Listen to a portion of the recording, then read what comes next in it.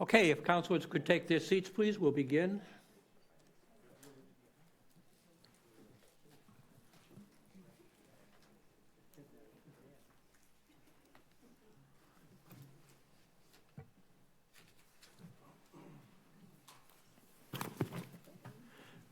Good evening.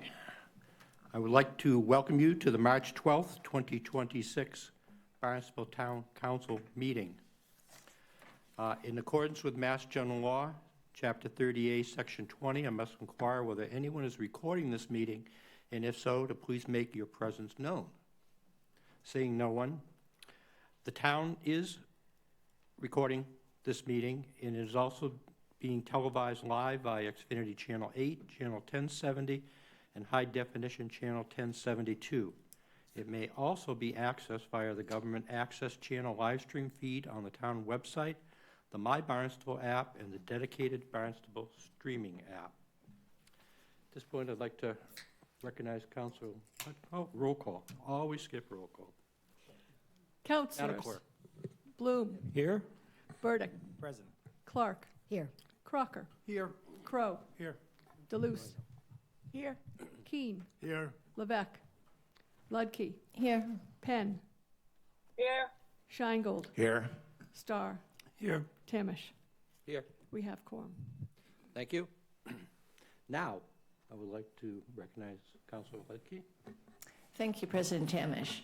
Unfortunately, our veteran for this evening, she was very excited to come here, but she had an emergency, which did not allow her to attend tonight. So we've asked her to come back in 2 weeks, and she said she'll do that.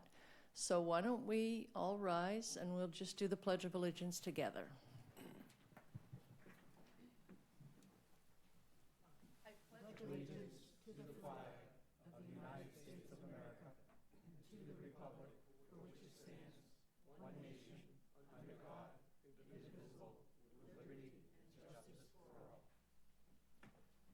If you could remain standing for a moment of silence, I'd like to recognize Vice President Clark, who would like to address two people. Thank you, President Tamish.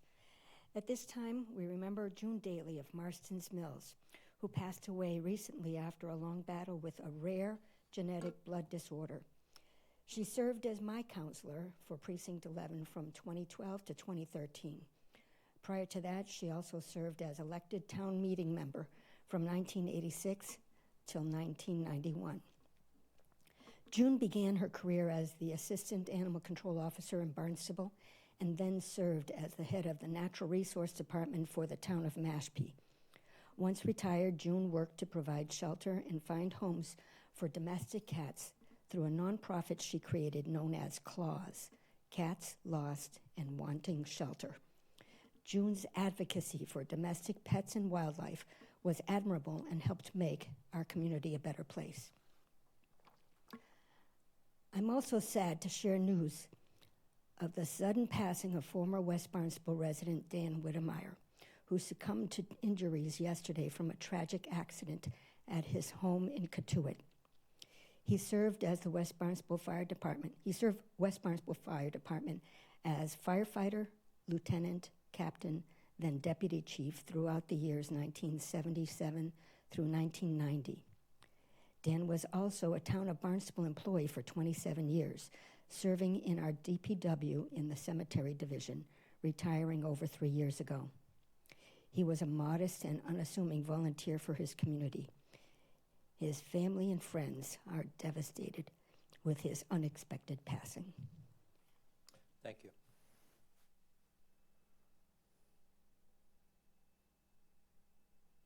Thank you.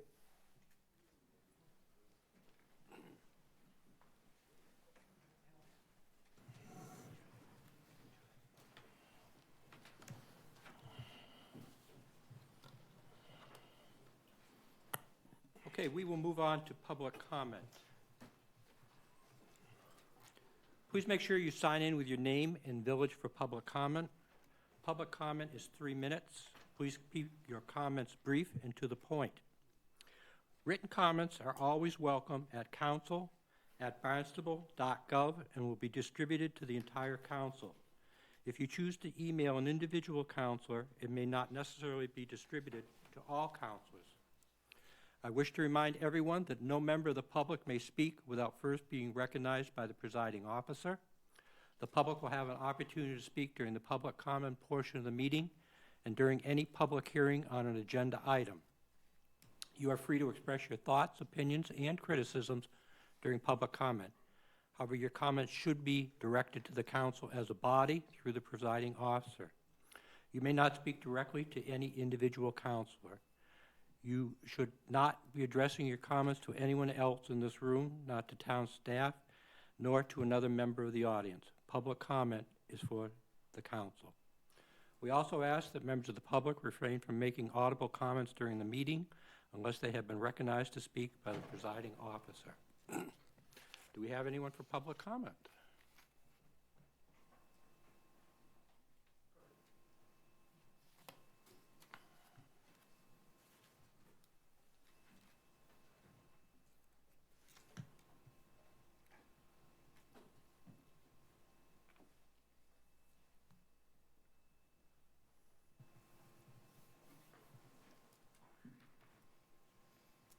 Hi, my name is Scarlett Stewart. I'm a resident of Hyannis and I'm a senior at Sturgis High School. I appreciate all of your dedication and effort representing our community. Through my experience, the village of Hyannis has attracted tourists for the history of our former president, John F. Kennedy, the Kennedy Compound, and the John F. Kennedy Museum. What also attracts tourists is the beautiful scenery of Veterans Memorial Park and our beaches. I believe what will not attract tourists is unattractive high-rise buildings in downtown Hyannis. If the town continues to build overscaled buildings, the residents will look to shop elsewhere and relocate to more attractive locations similar to Chatham. As someone in the next generation, I hope to be able to have a family and raise my children in a town that takes pride in preserving the old Cape Cod charm. Thank you all so much. Thank you.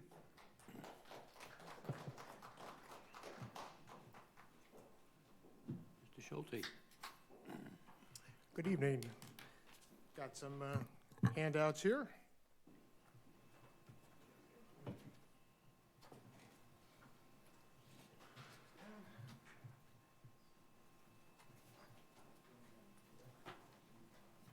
I think you just used up your 3 minutes. Sign in.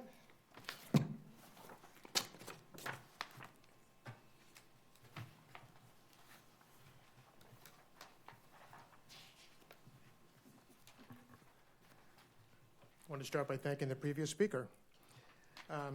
Good evening, councilors. My name is Bob Schulte, Centerville resident and former chair of the Ad Hoc Zoning Committee. Following the council's initial discussion of agenda item 2026-005 on February 12th, several meetings and discussions were held to discuss maximum building heights. These meetings included representatives from the Planning and Development Department, the Planning Board, the Ad Hoc Zoning Committee, and the Town Council.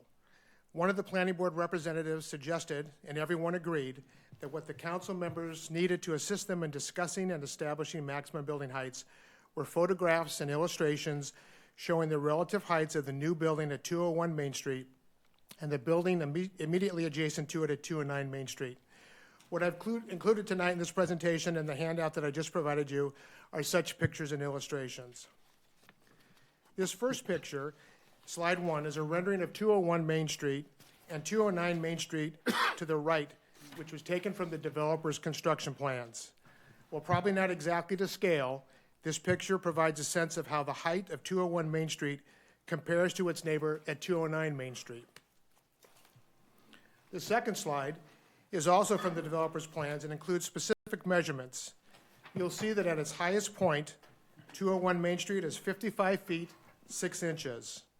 Its north wing, or what I'll refer to as its secondary roof, you'll see just below that, is 44 feet. And 209 Main Street to the right is approximately 41 to 42 feet. On these next two slides, I use Google Earth Pro to estimate the height of 209 Main Street. Slide 3 shows the base of 209 Main Street at 30 to 31 feet. You'll see the lines at the bottom of that building. circled, you can't tell from the picture here, but that shows that the elevation at above sea level is about 30 to 31 feet. On the next slide is the top of that building, which measures approximately 72 to 73 feet above sea level. The difference is approximately 41 to 42 feet, which is the number I used on the previous slide. Later tonight, Jim Cuffer will provide you with some additional drawings of the estimated dimensions of 209 Main Street, and the measurements are pretty close. Now I've got some actual photographs to give you a feel what they look like from the street. Slide 5 is a picture taken from directly across the street from the two properties looking south. You'll see 209 Main Street on the right at about 41 to 42 feet, and on the left you'll see 201 Main Street, 55'6" at the very peak of that roof, and then 44 at what is the North Main, or what I again called the secondary roof there. This shows you the various heights as they appear to someone walking along at street level. I'd like to note here how much the setback of the 209 building reduces the visual impact from the street level. Unfortunately, setbacks were not a topic discussed by the ad hoc committee, and I'd like to suggest tonight that you ask the council's new standing zoning and regulatory committee to review and make recommendations on Main Street setbacks sooner rather than later. On slide 6 is a picture taken from across the street from the two buildings, just a little bit west of the 201 Main Street, looking southwest. Again, you can see the line drawn from 209 Main Street over to the 201 Main Street, where it hits the roof line just below the 44.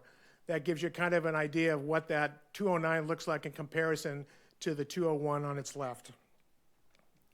In slide 7, this picture is taken from the back of the two buildings looking north towards Main Street. This picture gives the viewer a good sense of the difference between the visual impact of the various heights. Again, you can see 209 now on your left and 201 on the right. The last two slides I included you've seen before. They are included in my presentation at the last meeting and give you a sense of the visual impact of these of what the various height levels would be with actual buildings existing on Main Street. In closing, a 2/3 majority of the former ad hoc zoning committee asked you to reject the planning board's proposed recommendation of 49 feet for downtown Main Street and downtown Village districts. We recommend the maximum building height for the downtown Main Street be set at no higher than 44 feet. You may, in your decision, bring that down, but no higher than 44 feet. And in furtherance of the objective of gradually tapering building heights as you move away from Main Street, we recommend the maximum building height for downtown Village District be set at 40 feet and 3 stories. Finally, although, as Jim Cuffer has pointed out previously, it would have to be noticed and considered as a separate item by the town council at a later date, we recommend a maximum building height of 35 feet and 2.5 stories be set for the downtown neighborhood district.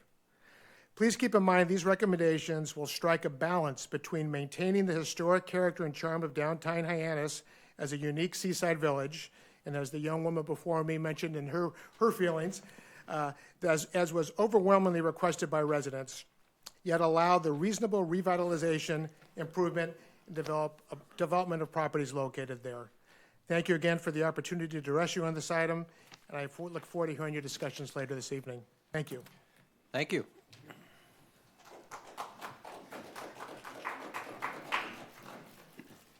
Mr. Julius.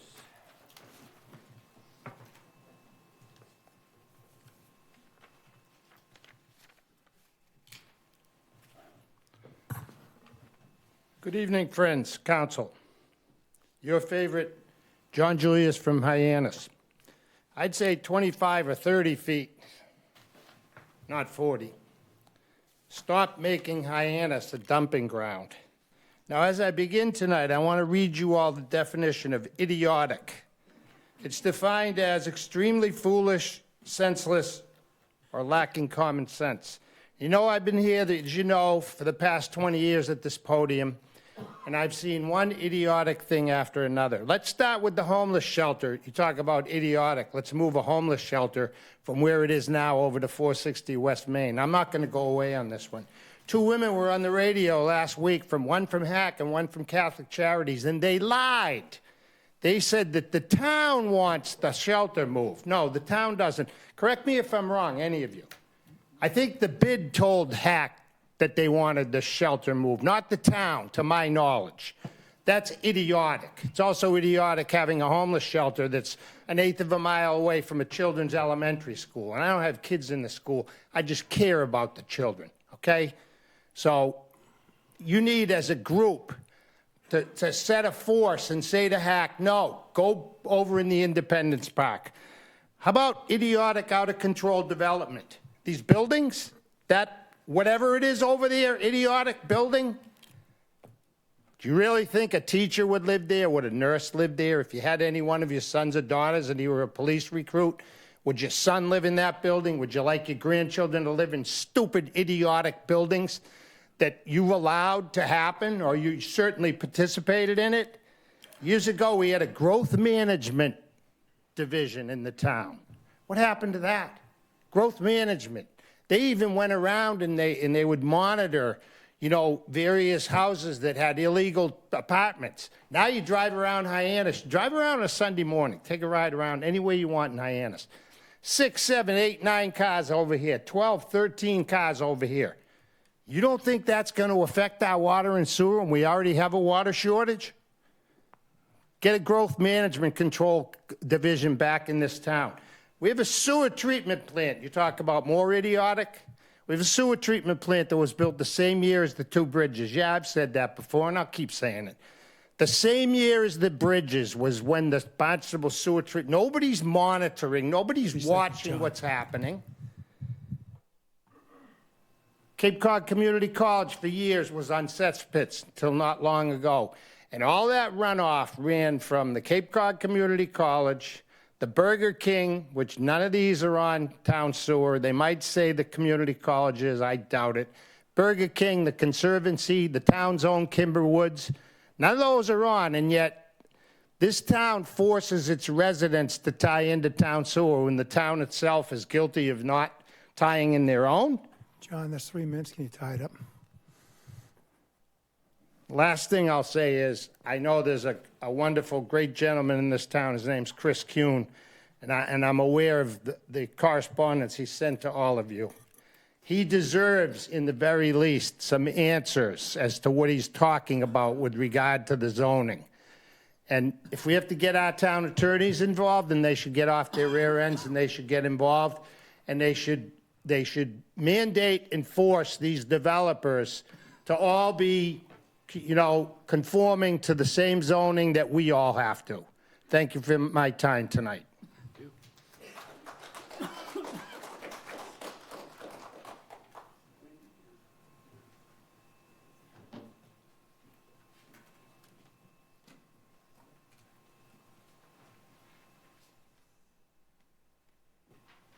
Greeting, Counselor.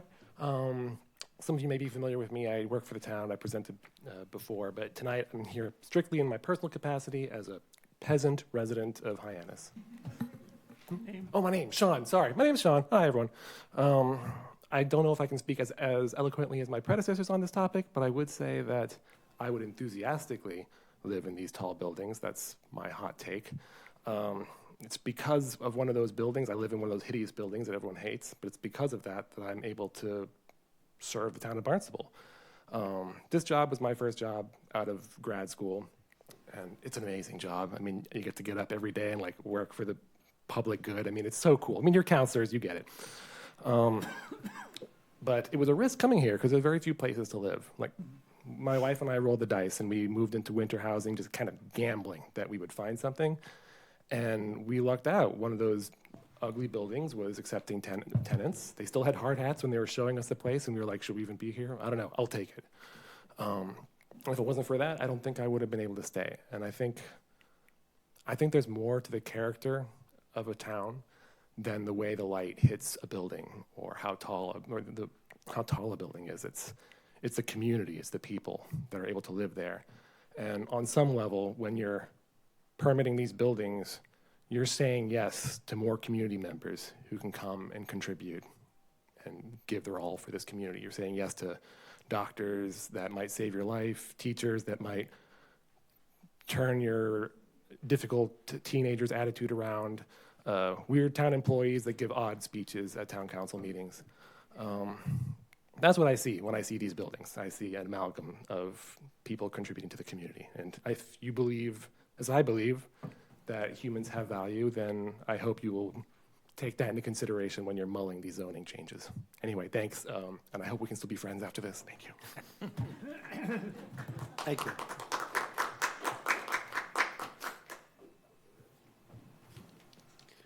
Mr. Kuhn. Good evening, Chris Kuhn. I signed in preemptively. I want to thank John Julius. It was very nice of him for his comments. Mr. Julius, as you all know, he speaks the truth. He's been here a long time, and he gets it. And I expect he's going to be here for a lot longer. He's not a guy that gives up. One thing I wanted to remind you of. I know that there's been comments about us having 13,000 parking spaces in Hyannis. And if you do the math of a parking space, it's 181 square feet. And if you multiply that times 13,000, we somewhere, I don't know where, but we somewhere have 52 acres of parking in Hyannis. Now, the 500 block in Hyannis is only 7.5 acres, the whole block. So I don't know where the other, 12,903 acres are, so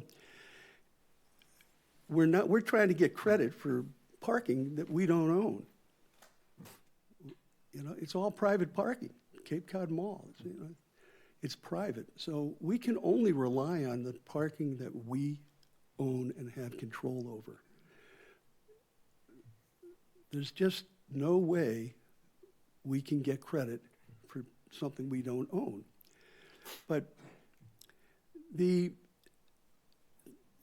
bigger issue is the parking requirement, and I know you increased it at your last meeting from 1 to 1.5 spaces per apartment. It still is not enough. And there are so many places in town, as John mentioned, you can drive around and you'll see multiple cars. I mean, everybody sees them everywhere. It's like there's no control over how many people are actually allowed to live in one dwelling. So you can have 6 or 7 people easily in a 2-bedroom apartment. It's just the way it is, and that's 6 or 7 cars. We're never going to have enough parking for cars, not parking that the town owns. And 30 seconds, John. Chris, yeah, that's okay. The project at the old TD Bank property, that's been certainly a pet peeve of mine. There's a couple of questions that I'd like Mr. Florence to answer. They would be, why are some of the landscape buffers being applied on that property for the sideline and the rear setbacks, but they're not being applied for the setback from the building to the parking lot? I don't understand that. It's very clear in the bylaw that there's a 10-foot wide landscape buffer around the perimeter of buildings.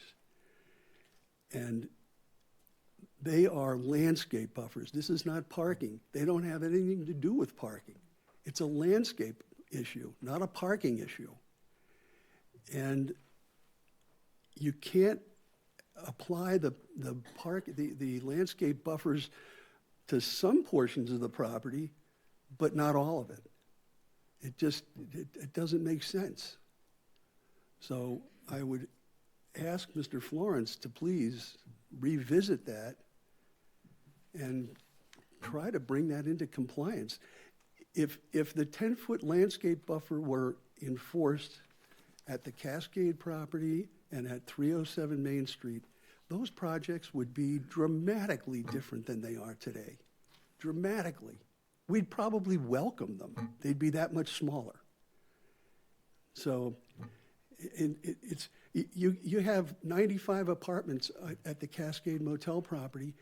When all those people want to leave to go to work, they all have to get out one entrance onto School Street. They're going to be in a traffic jam the moment they open their eyes in the morning. You know, it just doesn't make a lot of sense. I appreciate your time, your efforts, and I'll try to be a little less liberal with my emails, you know. Have a good night. Thank you.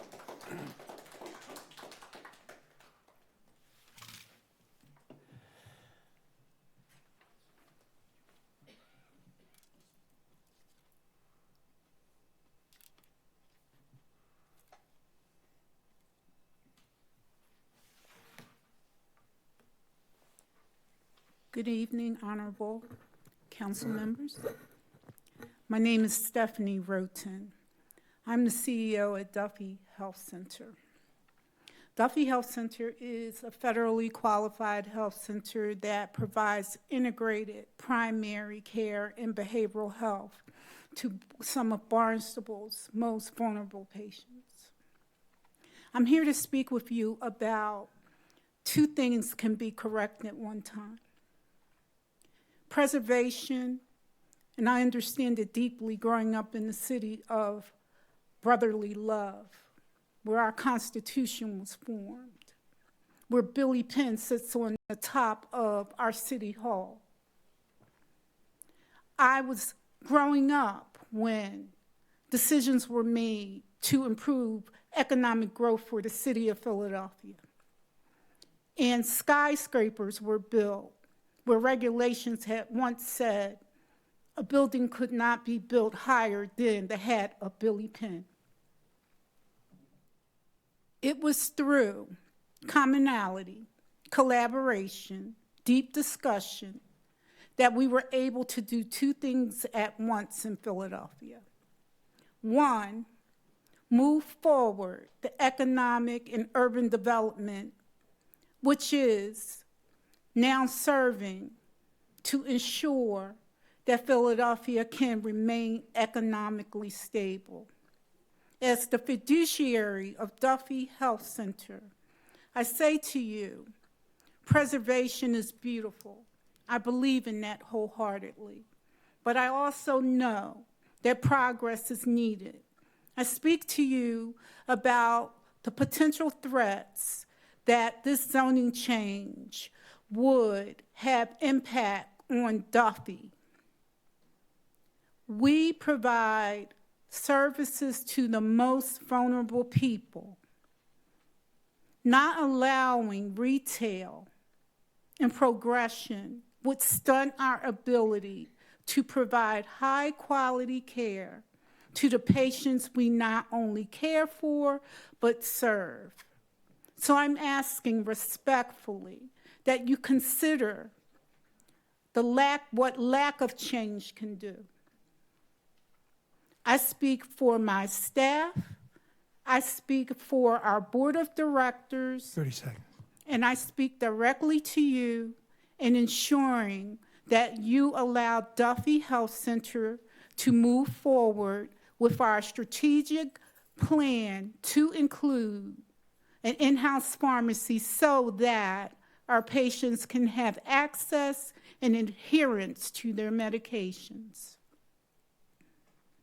There's more than one side of a story, and two things can be correct at the same time.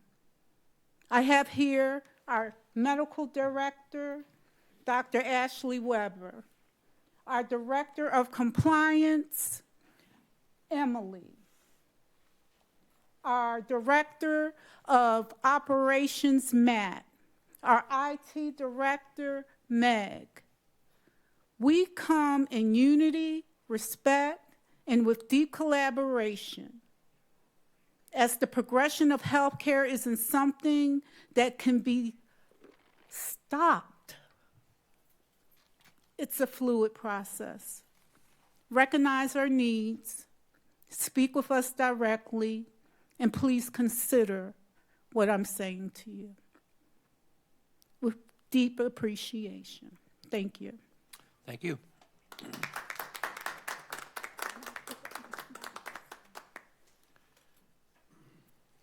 Any further, Mr. Moran?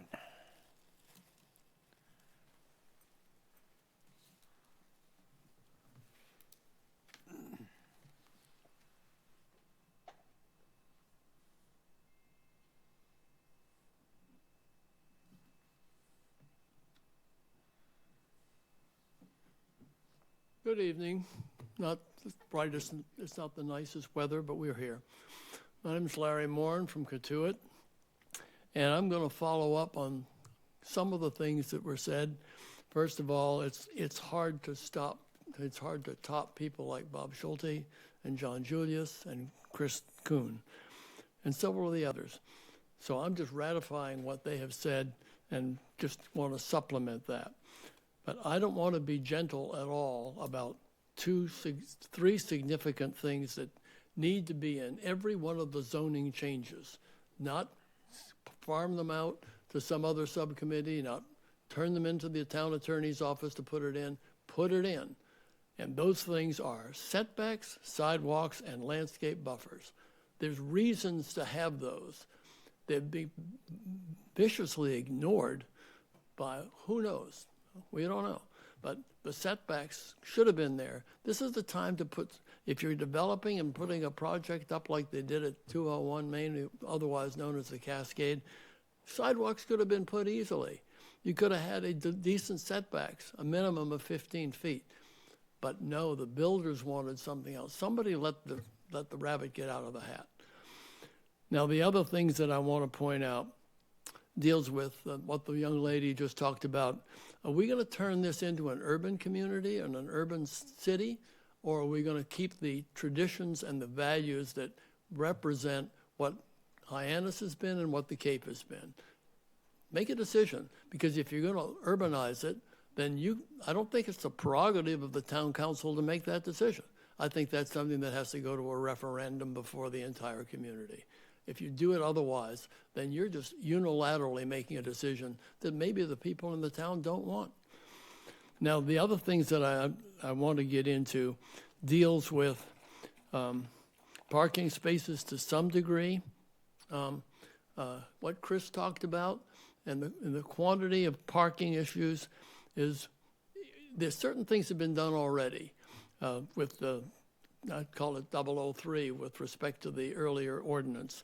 But I think that you really need to take a hard look at what the parking situations are like, whether they're business related, whether they're, what about on Father's Day when you get, probably equivalent of maybe 3,000 or 4,000 cars down here.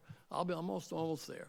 When you get there, then you got to consider what's the total use of the town.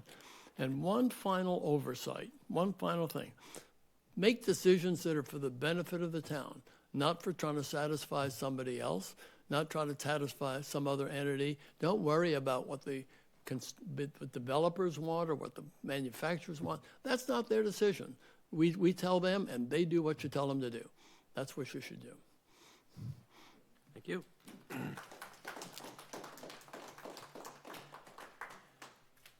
Mr. Phelan.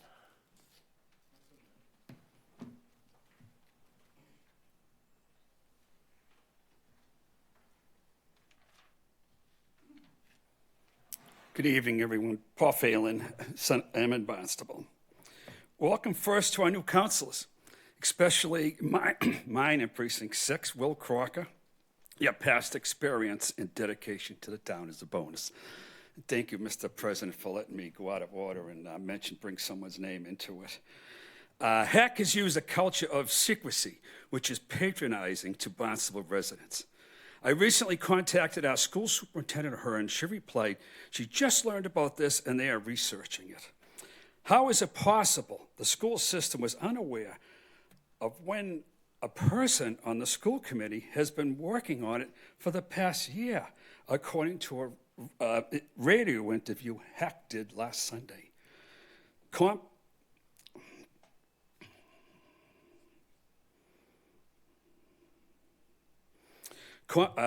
Fire Chief Hill Just learned about it when I asked him if he was notified and ready to provide mutual aid.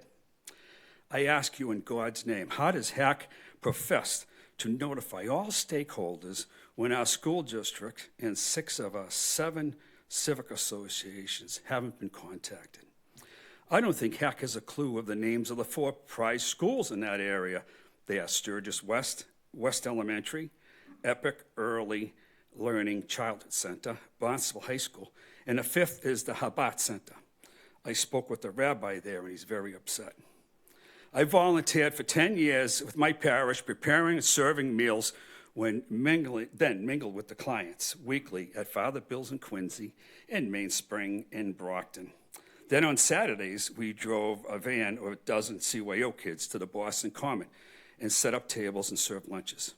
It was called Operation Lazarus after a parable in the Bible about a young man who stood at wealthy people's gates and ate scraps. He died young. Folks, I worked at the Boston Herald in the South End 25 years.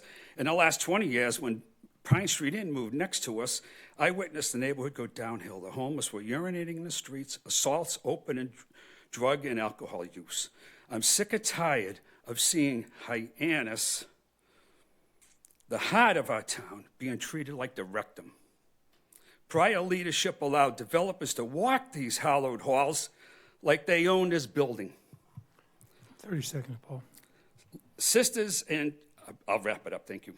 Sisters of St. Joseph and the Irish Christian Brothers taught me in the Bible, it says to feed the hungry, house the homeless, and cure the ill.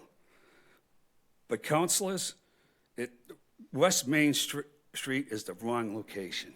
I thank you all. And incidentally, I want to, personal note, I really appreciate the 2 counselors who've been ill recently and have showed up every meeting, present or online. Thank you all very much. Thank you. Okay, any further public comment?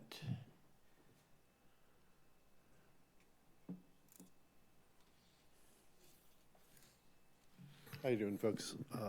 It's been a long, long road with zoning. I think I may have spoken to you 15, 17 times. And only a fraction of the zoning change requests that we made have even come before you. You have another one coming up in 2 weeks, and 2 of them that originated on the west side of town have been buried in some new committee no one's even heard of. So I can't say that this body has been responsive to the concerns of the neighborhood.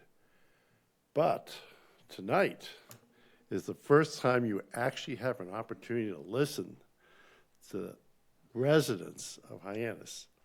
And I would implore the new counselors from Centerville and Martha's Mills to listen to their Hyannis counselors or peers, however you refer to one another.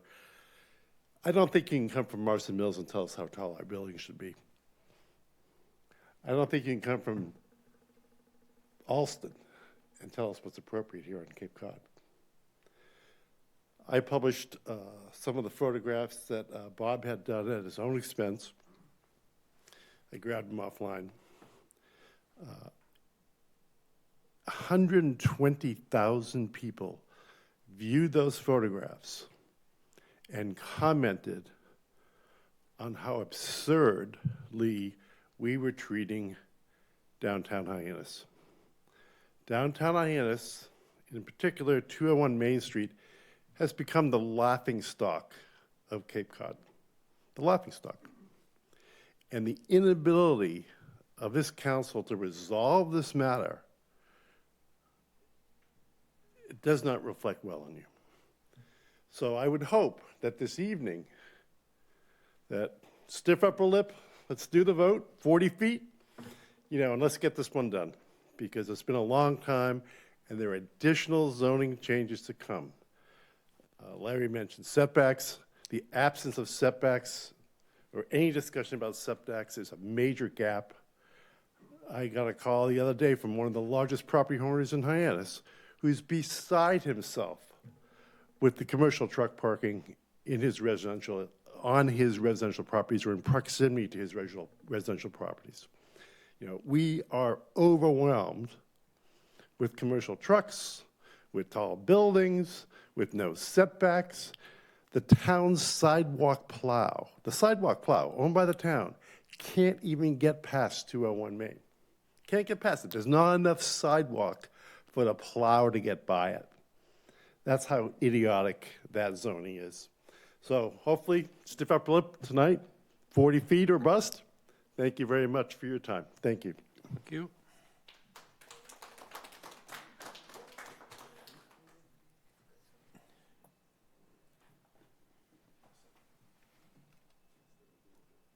Let's see if I can write and talk at the same time. No.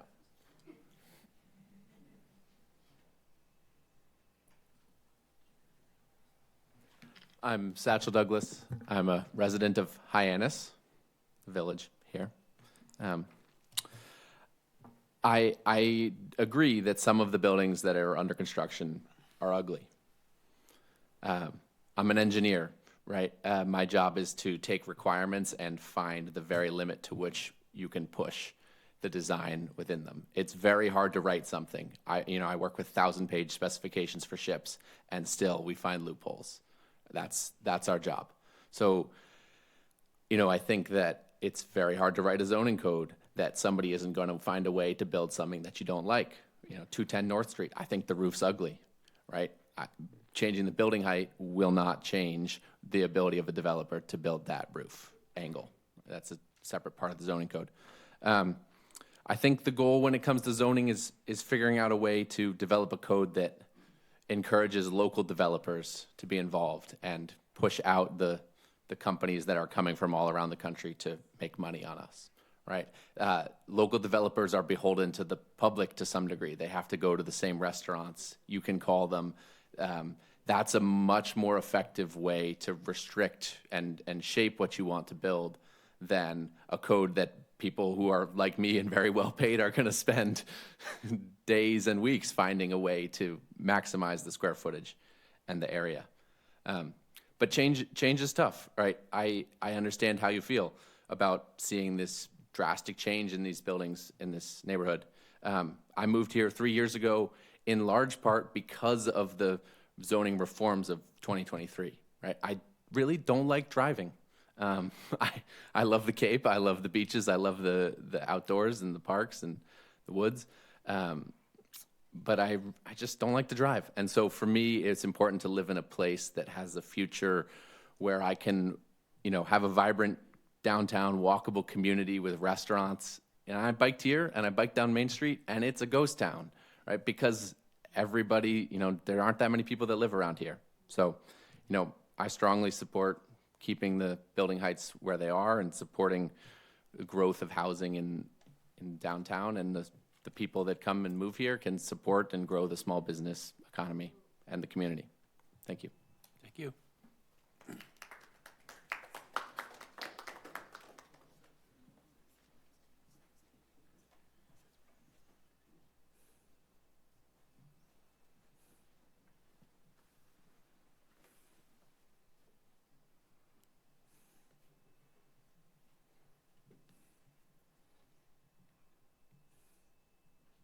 How are you today? My name is Fabio de Oliveira.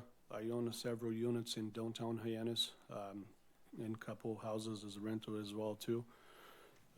30 Main Street, we own several units out back, and a building out front used to be a commercial building, and someone bought it, and it turned out to be apartments. It's supposed to be one bedroom unit and one car garage per person. So far, that 30 Main Street apartments is 12 units out back. The building out front, where you're supposed to be one parking spot per unit. Now, each apartment has a wife and a husband. They has each car, plus the working truck. So it's 3 cars. So at the end of the day, the 12 units out back and the 9 units out front, it becomes 27 parking spot where people can park. It's impossible. Across the street from the Toyota dealership, I own apartments over there too. After 5 o'clock, you can't find parking spot. People has to park the cars at the medical building across the street. So it becomes a lot of problem that when we own apartments and some commercial property next to the apartments, they can rent it because they're having a hard time, so they convert to apartments. So the apartments become 9 units, 9-bedroom apartments, and that becomes 28 parking spot. And that 28 parking spot, it can be double than that. So we've been having a lot of problem, and I left a call for Mr. Flores today, so I hope you can reach out to me. But for the people that we rent it, they live year-round, is a hardworking people, they have family, they're all good people. There's no problem. But it becomes the parking problem, it's a big problem. So I just want to thank you for your time. Thank you.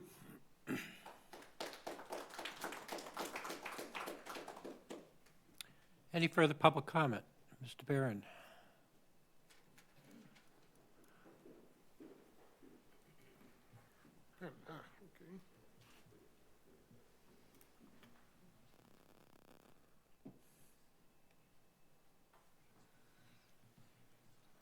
Okay, excuse me, in regards to the overbuilding of Cape Cod, plain and simple, you're destroying Cape Cod. These buildings have no place here. The 40B program accomplishes almost nothing. You get 10 apartments, you get a 100-unit apartment basically, you get 10 affordable, you get 90 that's market rates, which is over $3,000 a month. You're destroying Cape Cod. I don't see how anybody that's involved, I'm not going to say anybody in particular up here, but anybody that's involved in this, I don't see how you can say you're proud of yourself for what you've accomplished. You should be ashamed of yourselves. You are destroying Cape Cod. Okay, with that being said, because it's been talked about over and over, about a year and a half ago, or maybe a year ago, one of the Barnstable Finance Committee members came up here and gave a prolonged, very thorough dissertation on the finances of Barnstable. And at that time, he summarized it and said, for the next 2 years, this was over a year ago, for the next 2 years, Barnstable will be fine with the tax rate and the current level of spending. He says after that, if you keep up the current level of spending, you're going to have to raise taxes. I'm curious how that's come. Because when I come to these meetings, I look through the sheets about the expense this, expense that. Some of it is very necessary. A lot of it's very expensive. Now, I don't do the pricing, but it seems a lot of money for a lot of different things that could be getting better prices for. Some of it seems to be unnecessary. Aesthetics, I hear that word sometimes. We need to rein in the money, okay? Mark Ells, I'm not supposed to say this, but whatever. He came up right after the Barnstable Finance Committee member and said, you got to tighten your belts. This is our money. Please be a little more frugal with the taxpayer money and really look at what you're spending the money on, okay? Thank you. Thank you.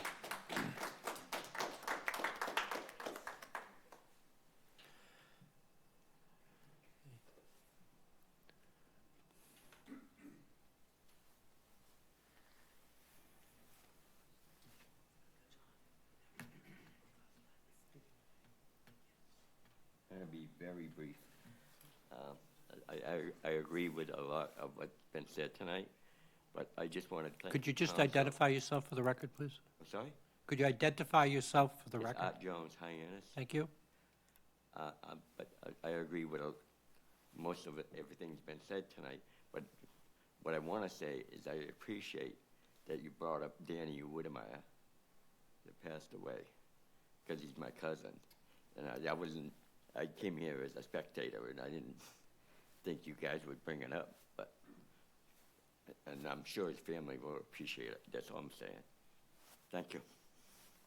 Thank you.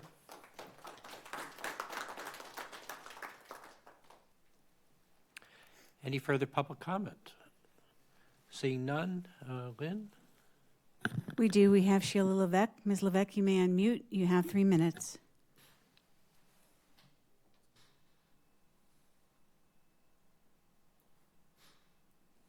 Okay, can you hear me? Yes. Yes. Okay. I have a question or a comment on the storm damage that we've had around Barnstable, well, the whole Cape actually. I have not heard of anything that Barnstable specifically is doing. I've heard Yarmouth, I've heard Dennis, I've heard everybody else, but I haven't heard Barnstable come to the table at all with how they're going to help their residents. I could be wrong, but when we go to the dump, we're not allowed in with any kind of branches. So that's a problem. I hear Yarmouth is letting people into their dump even if they don't have a dump sticker to bring branches and keep, so they can keep the town nice. Here, you're going to find people that are going to dump it in the Barnstable Land Trust because they don't know what to do with all this stuff. I realize you're not going to come around and pick stuff out of people's yards. I realize you're not going to cut down trees that are in people's yards, but with what has come down is quite a bit. And if people can't afford to get a dumpster, which is about $750, even if you have a couple of branches down, we either have to have a place to bring it or we have to have some kind of a plan for this because everybody I know doesn't know what's going on. And I believe that the town has just left us kind of high and dry on this. So you're going to find either yards that are not picked up or people that are going to start throwing their stuff in places where it shouldn't be thrown.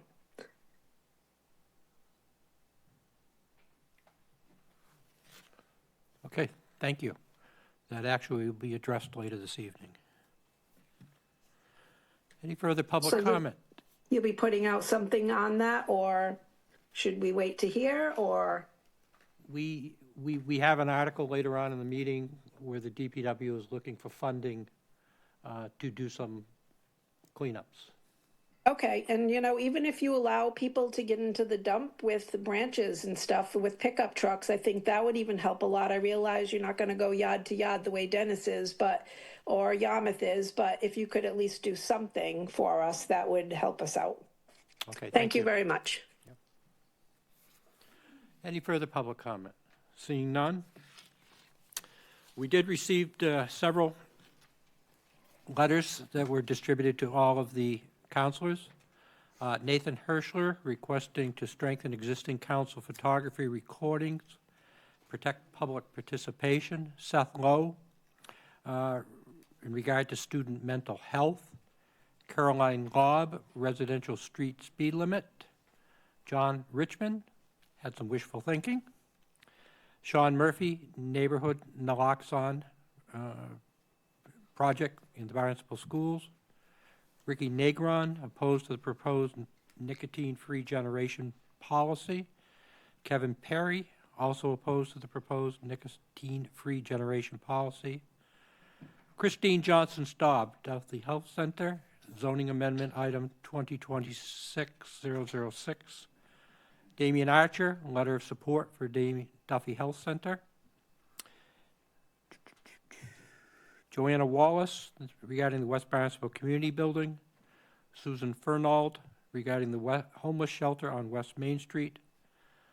Nathan Hirschler, with comments on orders 2026-005, 2026-006. Jake Dewey, the process surrounding downtown zoning amendments. Anastasia Pasella, again, comments for 2026-005. And Save Our Cape, public comments on agenda items 2026-131 through 144. So, as I said, those have all been distributed to all councilors.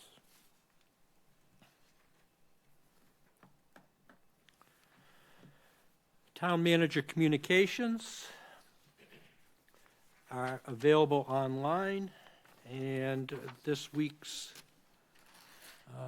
town manager communications were done by Assistant Town Manager Andy Clyburn, and he tells us about the ongoing budget process.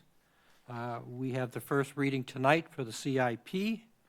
Then we'll begin that at the next meeting, the next two meetings, and we're going to conduct the second workshop on fiscal policy and revenue strategy at the March 26th meeting. Town of Barnstable Board of Health will be holding a public hearing regarding proposed tobacco and nicotine control regulations Tuesday, March 24th at approximately 4:45 p.m. at Barnstable Town Hall.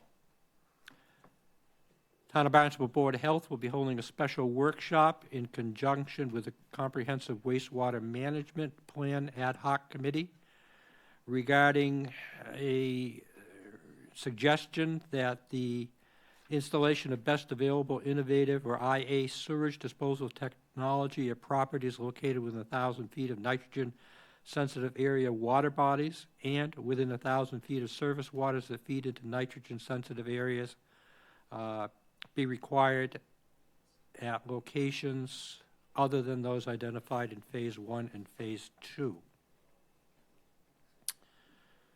Due to the amount of ice we had this winter, Natural Resources has organized an aquaculture cleanup month and is requesting any aquaculture gear that is found in Barnstable Harbor be brought up to shore, and they will try to return it to the owners. On March 4th, the Barnstable Youth Commission hosted the 10th annual job fair at the Hyannis Youth and Community Center.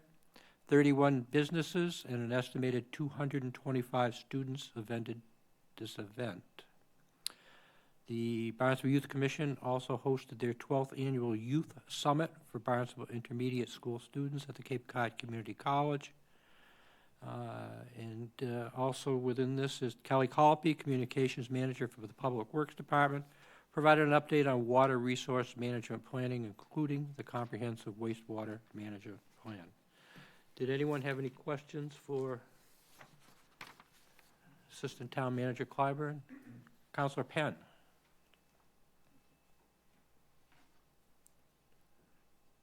Yes, thank you, President Tamish. I don't have any questions for Mr. Clyburn. I have comments regarding council response to public comment. Would you like me to do that at another time, or is this an appropriate time? Why don't we just wait a moment so we all do that together? Okay. I will do. Okay, thank you.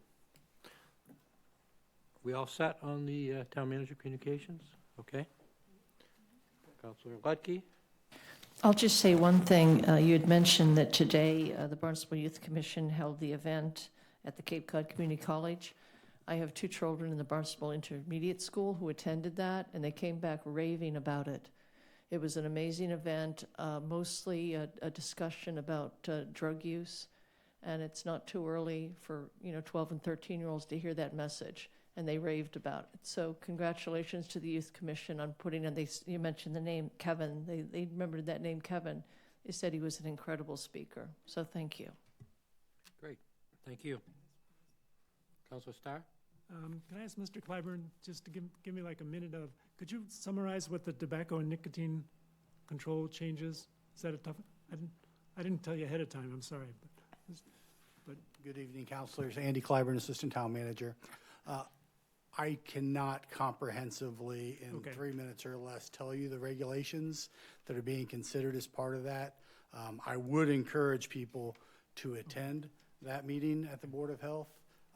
They were outlined in the material, but they are significant, and I truly could not summarize them. Appreciate it. Sure. Yep. I believe the primary gist of it is that after a certain date, that no matter your age, you would not be able to buy tobacco products within the town of Barnstable. I believe they call it generational ban or something like that. But essentially, if you're under age 18 at this point, I think that you would never be able to buy tobacco within the town. Those who are above that age would be grandfathered. So hopefully I'm summarizing it properly. But any further discussion? Okay. Could I have a motion, please, to accept the minutes of the public session, February 12th, 2026? Second. Motion made and seconded. President Tamish, I have an amendment, please. Okay. At those minutes, I am recorded, and I did say that I was told that the town of Barnstable routinely uses old signs, and I have not I must have misunderstood, but that was not substantiated, so that I was incorrect in saying that statement. That it was said is correct. That I misunderstood is my problem. So I just want to correct it for the record. Thank you for that clarification. I have a question. Okay. I just want to know whatever happened to the, up on Pleasant Hill Lane. We did a petition and it was found to have merit. It's been over 6 Okay. months and it's never Councilor come up. Deleuze, at this, if we could wait on that, I mean, we're on a motion. We have a motion on the floor regarding Okay. the minutes. Okay? Certainly. We good? Councilor Starr? Is that motion clear enough for the clerk? Okay. But how about the town attorney? I don't think you would correct the minutes because the minutes are correct in terms of what you said. Sorry, Karen Ober, town attorney. But tonight, your statement can be reflected in tonight's minutes, correcting the previous statement. So we don't have to make a motion? I would not change it because it does reflect did what make the was said. statement. Yes. Okay, thank you. Okay, motion has been made and seconded. Any further discussion on the minutes, acceptance of the minutes? Seeing none, Madam Clerk? Bloom. Yes. Burdick. Yes. Clark. Yes. Crocker. Yes. Crow. Yes. Deleuze. Yes. Keen. Yes. Ludke. Yes. Penn. Yes. Scheingold. Yes. Starr. Yes. Tamish. Yes. Passes yes. Okay, thank you. Moving on to communications, I have a few things. The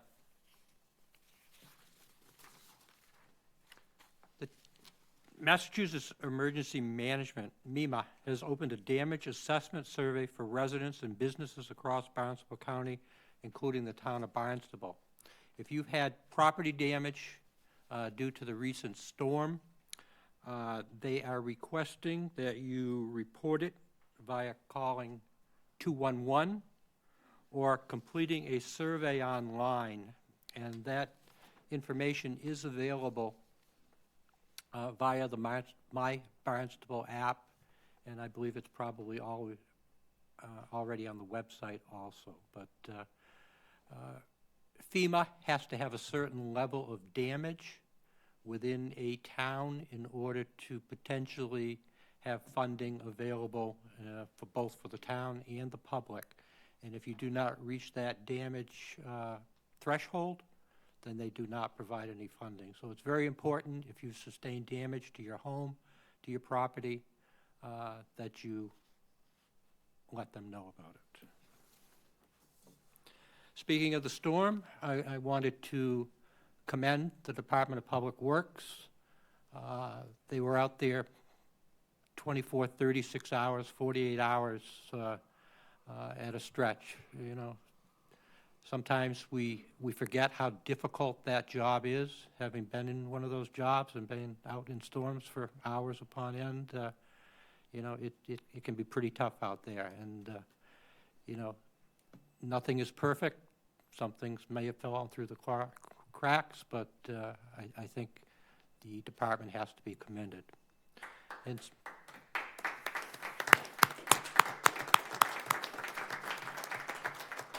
speaking of commendations, if you notice, we have our screens back after a number of months. Fantastic.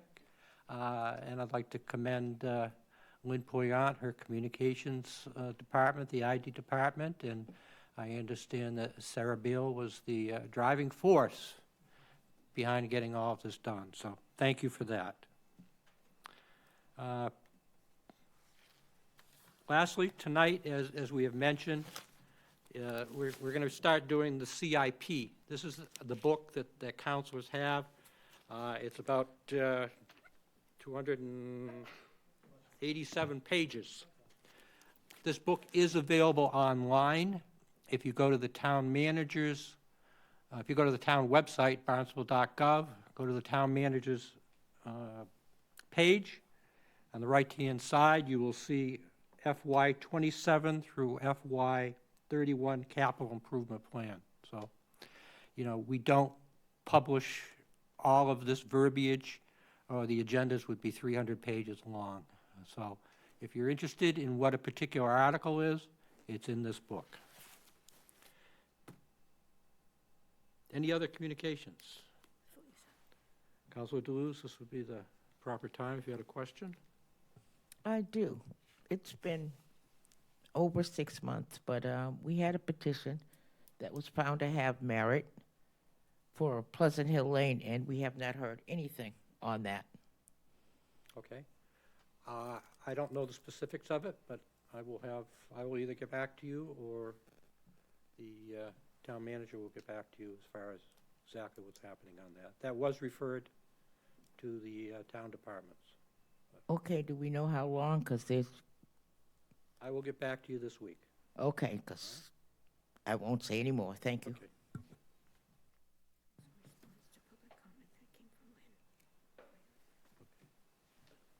Okay. Councilor Penn? Yes, President Tamish, thank you. In response to public comment, I had a few comments of my own. I want to say that I heartily support Mr. Schulte's request for the setback information that he was talking about to be discussed by the committee. For those of you who are not aware, I am a native of Hyannis since 1953. And I heartily support 2026-005 because it doesn't eliminate growth, it makes it better. Sean spoke eloquently. I'm very glad he could afford and found housing downtown. We're just trying to make it better, as I just said, not eliminate it.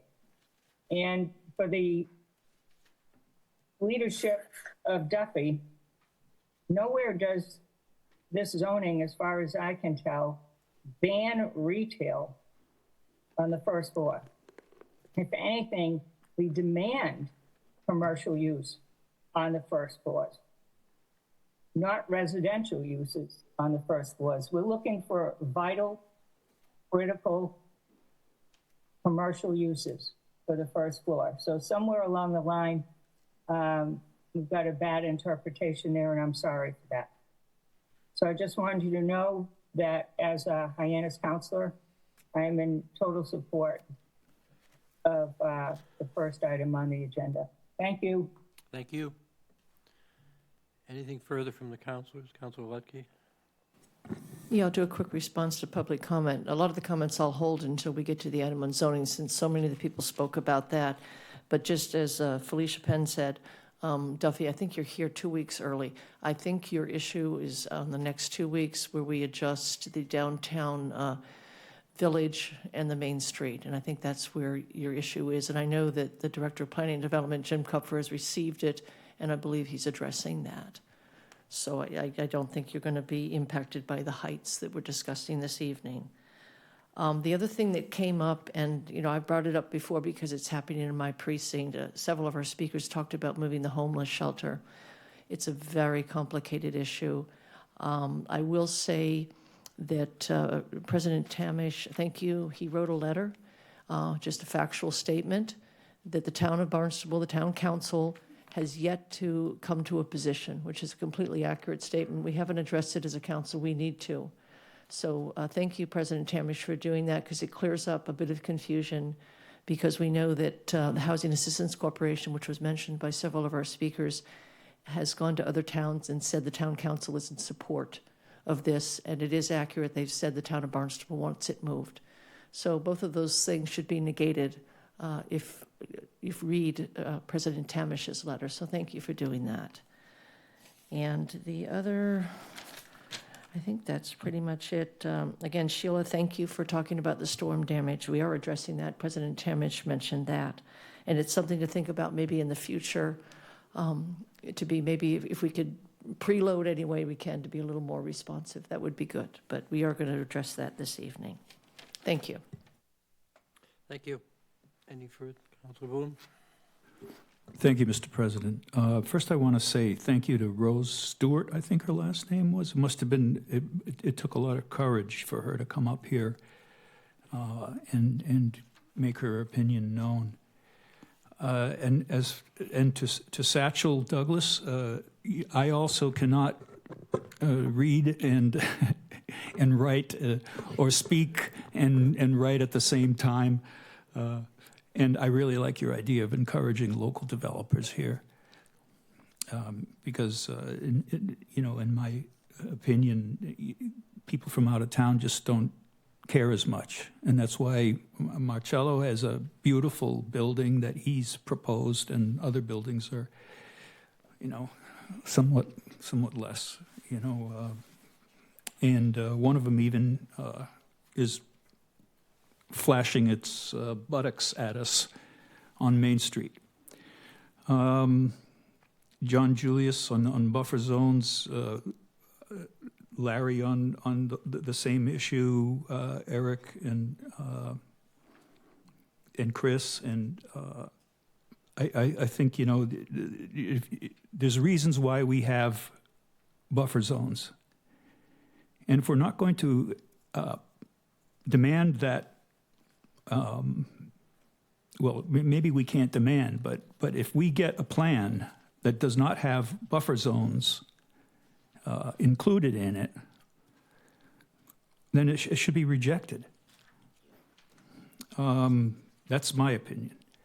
If you're going to do something, you do it right. I mean, there are reasons we have buffer zones, and one of them is even because the fire department would hate to have cars parked right up against the building, and they can't access in case of an emergency. And, I also support 005 tonight, too. Thank you. Thank you. Councilor Deleuze? Hi, I have questions again about the setbacks on the corner of North and Stevens or Mitchell's. I'm not quite sure with the front of the building, which way it faces. But anyway, another mess by Hack. The other day it rained, and that whole area, it's built on an aquifer. 3 feet down and you hit water. The other day it rained and the water was out in the street. Couple feet of water, which is crazy. My concern is for, I suppose when people go to move in there, the mold and unhealthiness that's saturating the building now. And there are no setbacks. I'm just looking out for people who may be, it should have never been done on top of the aquifer it floods. And that was town of Barnstable. Well, excuse me, it wasn't. That was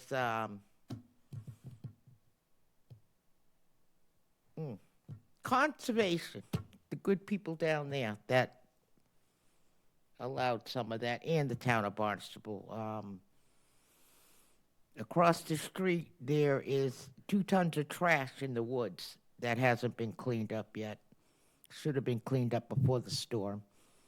And quite frankly, the town of Barnstable and some of the things it does or does not do, it's very disturbing. I've lived here all my life, and I see a mess in certain areas, and other areas, not so much. Hyannis mostly. In some of the other neighborhoods that don't have a lot of money, they don't care. And I'm sick of it. And every time I see it, I'm going to speak up about it, and I'm going to bring out the wrongs.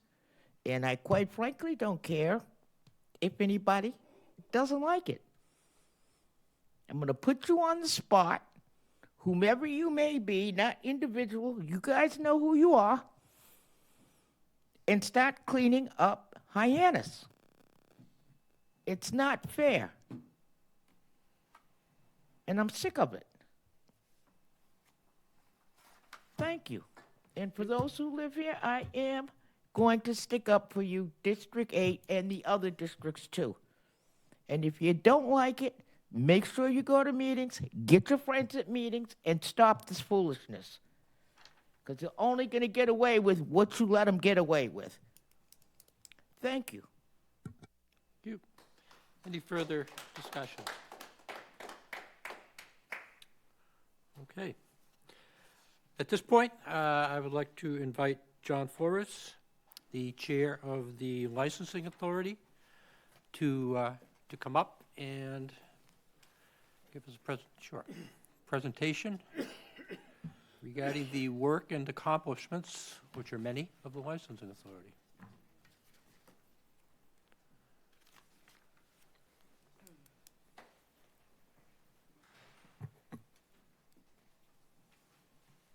While we're getting ready, we have a few slides and a PowerPoint. First, I want to thank the council through Chris Clark, who invited me, as well as members of the authority and members of the staff, to come and speak this evening. She made sure that we would only have 5 minutes. I told her I'd try to keep it under 10. But in all due seriousness, I'm going to jump right into it. As already announced, I'm John Flores. I am the chair of the Licensing Authority, and along with me, we have Vice Chair Larry Decker, Clerk Nancy Carlson-Lidman, and then we have 3 associate members, Jessica Silva, John Murphy, and Mike Travato. Currently, there are no board vacancies, and in addition, we have a tremendous staff that I will introduce in a little bit. I'd also be remiss if I didn't mention Council President Tamish, who is our liaison from the council to the meetings, and he often sits in the back listening to what we're doing and observing the process of what goes on within the licensing authority. The town of Barnstable really is delegated the responsibility of implementing Part 5 of the rules and regulations of Barnstable. You all know what the Blue Book is. It pretty much explains everything that we do, what we are responsible for. And primarily, we handle licenses. We handle everything from alcoholic beverages to entertainment to common victualler, inn holders in hotels, lodging homes, secondhand junk dealers, automobile sales, and even fortune tellers. So we have a pretty broad range of responsibility. And from a numbers perspective, it's important to note that there are many types of licenses that are issued at a state and a local level. But as I've already mentioned, the licensing authority, our jurisdiction is noted on those specific areas that were on the slide. Totally, we have 120 pouring licenses. We have 20 off-premise licenses, which are better known as package stores. We have 105 entertainment licenses, 69 common victualler licenses, which are restaurants without alcohol, 26 lodging houses, 16 junk dealers, 52 auto dealers, and 1 fortune teller within the boundaries of Barnstable. So all of those folks come to us on a regular basis, either through general meetings or when they are reapplying to name new managers or new changes, whatever has been written in their license beforehand. Alcohol is governed by Massachusetts General Law, Chapter 138, and licensees undergo a 2-tier approval process. Approval by the local licensing authority, which is us, followed by the state licensing agency, which is better known as the ABCC. And it's worth noting that Barnstable, as a community, we're one of only 25 cities and towns without a quorum on our pouring licenses. So if you want to open up a new restaurant, chances are, if you want a beer and wine license or an all alcohol license, you're probably going to get one. The opposite is true, though, on the numbers of package stores. That's limited to 24. And that's based on strictly on a quota on how many residents we have in the community. There was a move a few years ago to consider summer residents coming into town, which would increase the number of available licenses. But we, as a licensing board, ruled against that. We were happy to say we would suffice with the 24. That was enough within the community. And then all other licenses are governed by Chapter 140. Anything that's not non-alcoholic comes under that particular section of local and state law. And We have a terrific director, Erin Logan. She is our licensing director. She handles all of the administrative aspects of the licensing program, application process, as well as organizing our authority meetings, which are usually the fourth Wednesday of the month at 10 a.m. here in this room, and you are all welcome to attend. In addition, we have a consumer affairs officer, Chris Kelsey, Detective Chris Kelsey, and he actually conducts all of our compliance checks and provides input to both staff and board members with respects to compliance and safety-related matters. And both of them attend, obviously, all of our meetings on a regular basis to give us the best available information that they can. Finally, we also have, I want to mention David Anthony. David has sat in on occasion as chair of the licensing meetings. And I want to thank him and his entire staff, both in terms of asset management and the folks that work there with him. So with that being said, right behind me is Chris Kelsey and Erin Logan. They do a terrific job. And we try to make sure that everybody behaves and does it right. And whether it's a one-day event at one of the local libraries where people are having a fundraiser, or if it's an issue with a new restaurant, or if it's a problem. I mean, we've had show cause hearings, we've had issues that have come up, and we try to make sure that everybody plays by the rules and that we keep the community as safe and as prosperous as possible. So with that being said, I'll conclude my remarks. And again, thank you, Chris, for the invitation. And if anyone has any questions, I'm happy to answer. Yes, please. Councilor Toulouse. When you came in, you said the blue book that everyone's familiar with. I do not. Do you have an extra copy so I can? I have notes in this one, but I'm sure I can get you one. Okay, that would be wonderful. Yeah, and it describes paragraph by paragraph everything that we do and everything that we're responsible for. It's good to know. It's our manual, basically. Thank you. Yes. Just- Councilor Keene. Councilor Keene. Quick question, cannabis licenses? Yes. Not under your purview? We don't allow them. 3 councils ago, when I actually served on the council, Will Crocker served on that group with me. We voted not to allow cannabis sales in the town of Barnstable. Okay. So there's nothing to And control. how's the Cannabis Control Commission regarding that? It wasn't up to them. It was left up to individual towns. And it was a unanimous vote not to allow the opening of medical nor retail stores within the town. Okay, thank you. Councilor Starr. Hello, Mr. Flores. I appreciate what you guys do, because I know in Falmouth, the selectmen are the licensing board. Yes. And it just makes their meetings longer. Right. There's a few communities. I'm glad we don't. There's a few communities in the Commonwealth that actually have separate licensing boards. I know we do, Provincetown does, and of course, Boston and some of the biggest cities have their own division. But usually, if it's a smaller town, Yep. especially on Cape or out in the western part towards the Yep. Berkshires, the selectmen are the licensing board. Okay, well, thank you for your work. Yep. Councilor Crowe. Councilor Crowe. Mr. Flores, I just want to thank you for being probably the only presenter we've had that's actually met a 5-minute presentation. Some of these meetings go to midnight and that kind of stuff. Yours was comprehensive, and you did it in 5 minutes. If all could do that, it would get our residents home at a decent hour, including our counselors. Having sat on that side of the dais, I respect and understand the position you're in. Well, thank you. Thank you. I am. John, I would especially like to recognize Erin. She runs a very well-oiled machine, to say the least. Erin and Chris and the entire team. Yeah. It's a great, great team. I'll ask that question. We're only as successful as the people who are giving us all of the information, and they do a great job. Vice President Clark. Thank you very much, John. you, Again, Chris. a question regarding the book that Councilor Deleuze referred to. Is that available online? Yes, it is. Everything is available on And our they website. find it, so The Councilor, licensing division, yes. I understand. but the public- Exactly. And where can the We'll make sure pub- we get you one. Yeah, where can the absolutely. public find it online? It's actually on the town website under the licensing division. Okay, thank you very much. Councilor Ledke. Yeah, thank you, John. Very good presentation. Thank you. Pouring, you said we have unlimited pouring. Yes. Why do we have that? And can you is pouring anything that's a restaurant? Is a bar pouring? It's basically bar pouring.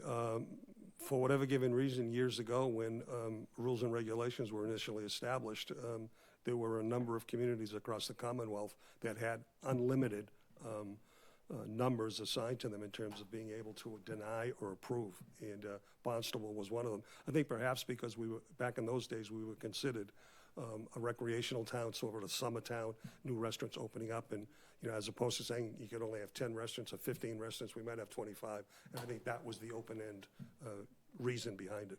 But like even at like festivals, somebody's doing pouring at a booth, I mean, is that pouring? Yes, they have to come to us for a one-day license. But they can have it because they're unlimited, right? But they have to get approval. Yeah, Yes. okay, thank you. And most of the nonprofit entities, whether it's for a particular cause or whether it's for a fundraiser for a particular entity, a group, a library, a school, they usually have to come a month before, and we ask them to explain. We make sure they're tip certified. We make sure, Detective Kelsey makes sure that if a police presence is needed, that's covered. And so we cover all of the bases. And I don't know if, Erin, you wanted to say something? Sure, if I may. First, President Tamish, thank you for your kind words. I appreciate that very much. And I guess just to clarify, so the 140 pouring licenses that Chair Flores referenced are those that we either have annual or seasonal.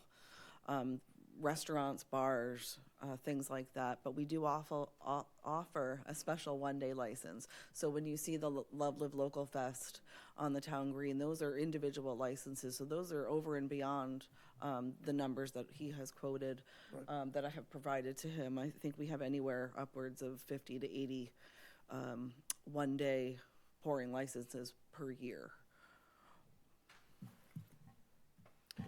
Thank you. Councilor Bloom. Yes, to follow up on that, is there insurance required before you give a one-day license? So, yes, on town-owned property, we require a certificate of insurance naming the town as the additional insured. Thank you. Thank you. And thank you very much for all the work that you folks do. You do a great job, and now we know why you're the chairperson. You can get things done quickly. We're efficient. It's a good team. The chairperson is only as good as the people who work with him. Thank you. Okay, thank you. Appreciate your presentation. Thank you for the time.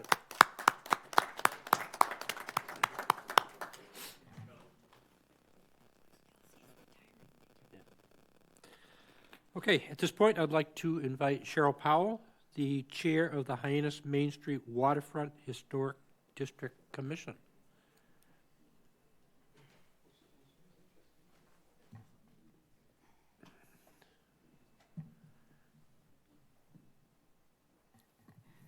Good evening. Good evening. Welcome. So I introduce the Vice Chair of the HHDC as well, Neil Crowley. Thank you for inviting me us to talk tonight. Can you hear me better? Okay. So my patients say it's nice to have a soft voice when they're talking about difficult things, but oh well. Anyway, thank you very much for inviting me to talk tonight about the HHDC and what we're doing. The staff prepared a report that actually came from earlier that was presented to the town. And I noticed that it's like our purview. Throughout it has the character of the town and the historical nature and character of the town. At least 6 times it's mentioned. And I noticed that in the public comment tonight, there were at least 2 of the people who were commenting and were talking about the character of the town and the importance of maintaining the character of the town. I won't go through it. You could read our purview. I'm sure you've read it before. And I'll try to keep it to 5 minutes if we're competing there. But one of the things that is of note is that we act under the guidance of the Secretary of the Interior's Standards for the Treatment of Historic Properties. We work very hard. We have an incredibly good number of people who are working on the HHDC. We don't always agree with one another, but I like the fact that we have a balance, so we're sure to get a good spread of the opinions from the town and the people that we represent. and we work well together as a team. And I think that's one of the key issues to work as a team.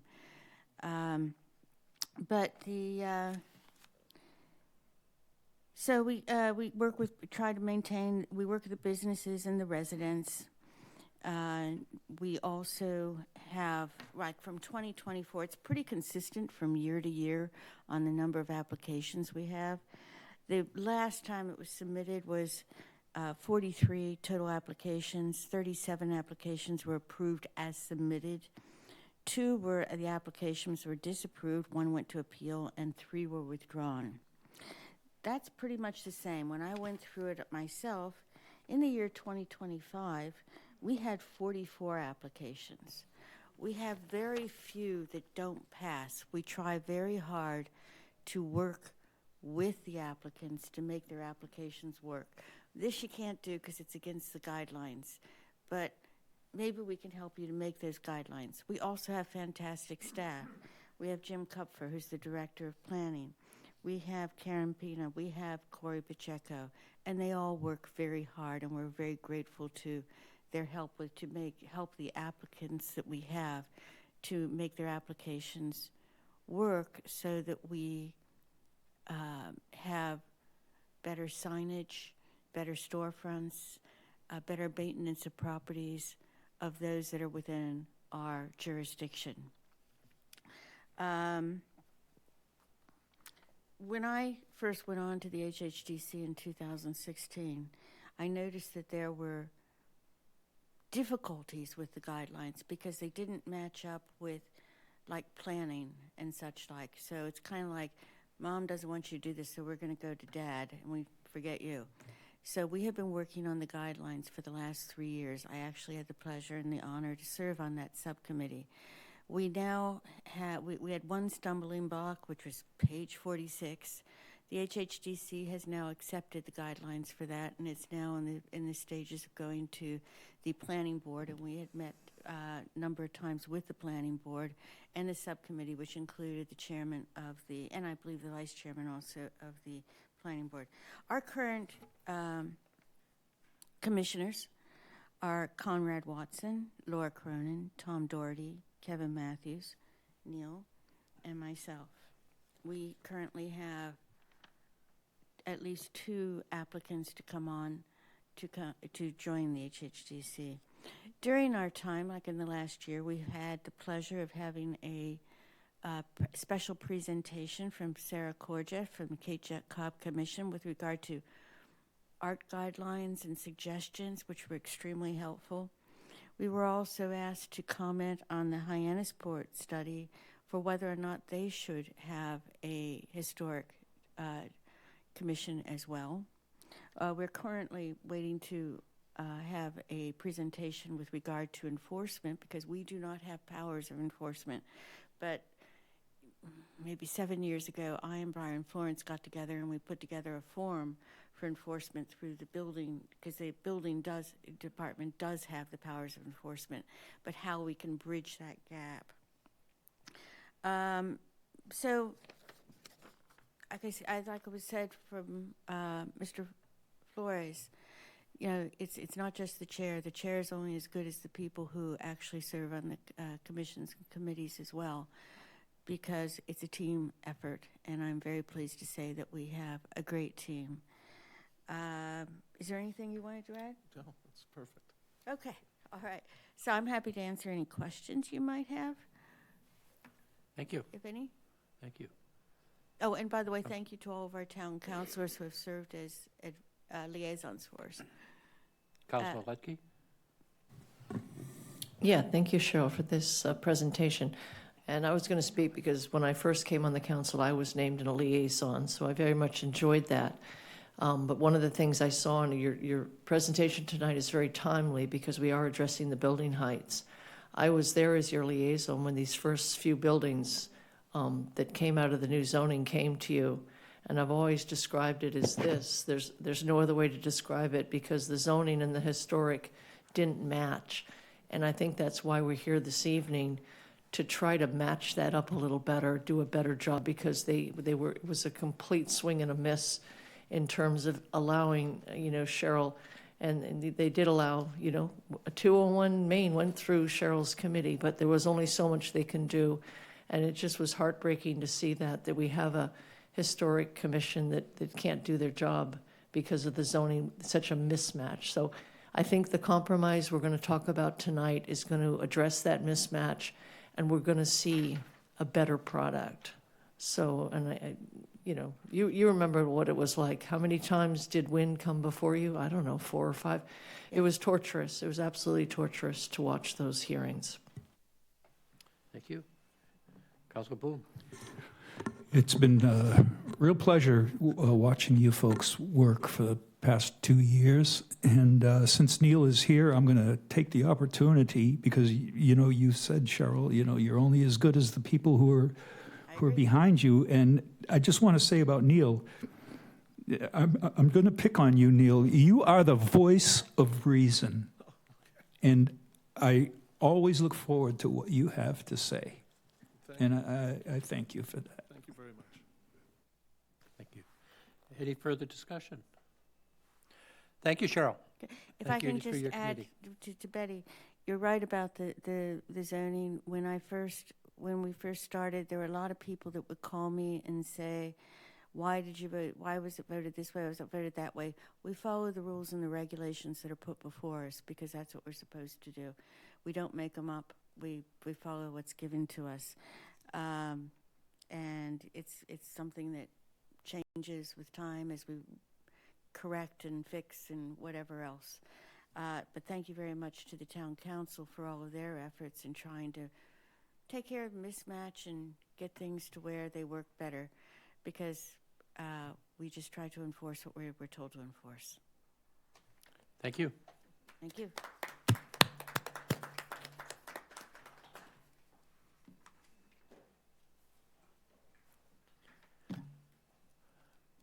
Okay, at this point, I'd like to welcome Griffin Bedoin, Town Engineer, who's going to update us on the status of the Cape Cod Rail Trail.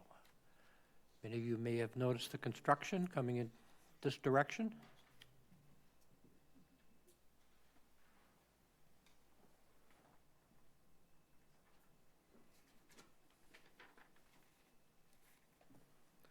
Good evening, Griffin Bowden, Town Engineer. Thank you, President Council and members of the President Tamish, a member of the councils, for inviting me to give a quick update on the Cape Cod Rail Trail. I'll try to hit that 5-minute mark as best I can. This may go a little bit longer, but we'll see. So the Cape Cod Rail Trail really is a big component of the Cape Cod Commission's Vision 88. And what is the Vision 88? It's the vision of having a bicycle path connection on Cape Cod, which is continuous for 88 miles from Woods Hole to Providencetown. One of the largest gaps currently in that is in Barnstable. So there's a number of pieces of this puzzle ongoing in various communities. We are a big piece of that. And these are just some projects that are currently either recently completed or under construction or being designed. Zooming in closer to Barnstable here, we have 2 projects that we're actively engaged in. Cape Cod Rail Trail Phase 3 is kind of, I have it there in an orange box. It's the blue. And then Cape Cod Rail Trail Phase 4, which further extends, and I'll go into detail on that in a moment. In addition, this also shows the Bursars Way shared use path, which is currently under construction, which is a spur off of the Cape Cod Rail Trail. So this figure shows the paths that were, the routes that were considered within Barnstable. So in the red is the Phase 3. That starts in Yarmouth, and I'll go through it in a little bit more detail in a moment, and ends on Mary Dunn. That's what's under construction right now. Phase 4 will be the extension that basically brings the rail trail from that termination point into Sandwich. And this map is showing the various routes that were considered in our alternatives analysis. This does not, there will not be paths on every one of those roads, but these are the areas that were considered. So Phase 3 with a little bit more detail, zooming in here. It's approximately 4 miles. It starts at Peter Homer Park in Yarmouth, and it extends, meanders from Yarmouth into Barnstable to the intersection of Mary Dunn and Independence, where there'll be a 10-space parking lot upon completion of that construction. This design actually commenced back in 2013 and was a partnership with the town of Yarmouth, Barnstable, and Mass DOT. to get this ultimately designed and permitted. The project did receive state funding for construction, and Mass DOT is actually managing the construction and undertaking the construction right now. So it's entirely state and federally funded and being managed by Mass DOT, and certainly we are involved as a partner in that effort. Bids were opened in 2024. Lawrence Lynch Corp was the low bidder. It's about a $16 million project, which includes the bridge over Willow Street, which is frankly the most complex part of the effort and the most time-consuming part of that effort. Construction started in December of 2024. The contract is scheduled for completion in February 2031. The longest portion of that will be the construction of the bridge over Willow Street. If you drive down Independence Drive down to Mary Dunn, you can see portions of the Barnstable section, and actually driving down Route 6, you can get views of it. Frankly, a lot of the Barnstable section is already done. There's already a paved path that doesn't have a final top course, but it is effectively substantially completed at this point. And they'll be back out starting to do landscaping and do the final paving in the coming months. So that brings us to Phase 4. So Phase 4 is the effort we're currently designing. It's a large project. It's about 10 miles. And it goes from the end of Phase 3 and extends throughout the community, and I'll go through the route in a moment, ultimately into Sandwich, and picks up where the service road path ends at Chase Road in Sandwich. Design did start on this back in 2022. We're targeting a pre-25% design submittal to Mass DOT at the end of 2026. We have received to date $900,000 in Mass Trails grant for the design of this project. The project route starts again at the intersection of Mary Dunn and Independence, goes down Independence, turns down Addicts Lane, goes the duration of Addicts Lane towards 132. We'll kind of go along the frontage of the golf course there, go into the woods, and ultimately to a bridge that will cross Route 132. It will then pick up a short segment of Shoot Flying Hill Road, and then follow the service road into Sandwich and pick up where the service road bike path was recently constructed. This project has been initiated with Mass DOT at this point. We have had an initial scoping meeting with Mass DOT. They're very interested in the progress of this project. We are absolutely anticipating state funding for this construction. We're anticipating the same model as was for Phase 3. However, communities, municipalities are ultimately responsible for getting the project ready. We're responsible for the design of the project, and we're responsible for acquiring any land acquisition that's necessary to build the project. Construction start, don't have a target date yet. That will likely be sometime in the 2030s at this point. The current construction cost estimate is over $77 million in today's dollars. A large chunk of that is the bridge, but 10 miles of bike path costs a lot of money too. And so given that dollar figure, there's already been some initial discussions about segmentation of the project and phasing. So what are the next steps for this program? So ultimately, the big first next step is to complete the construction of Phase 3. And Mass DOT is undertaking that. In parallel, we will be completing the pre-25% design submittal for Phase 4. Ultimately, our goal for that is the end of this calendar year. We then will need to identify resources for the completion of the design of Phase 4. Potential sources, we have been very successful in securing grants from the state to date. There are other local options. CPC is an option. Capital funds are always an option, as well as Chapter 90 allocations can be used towards this type of project.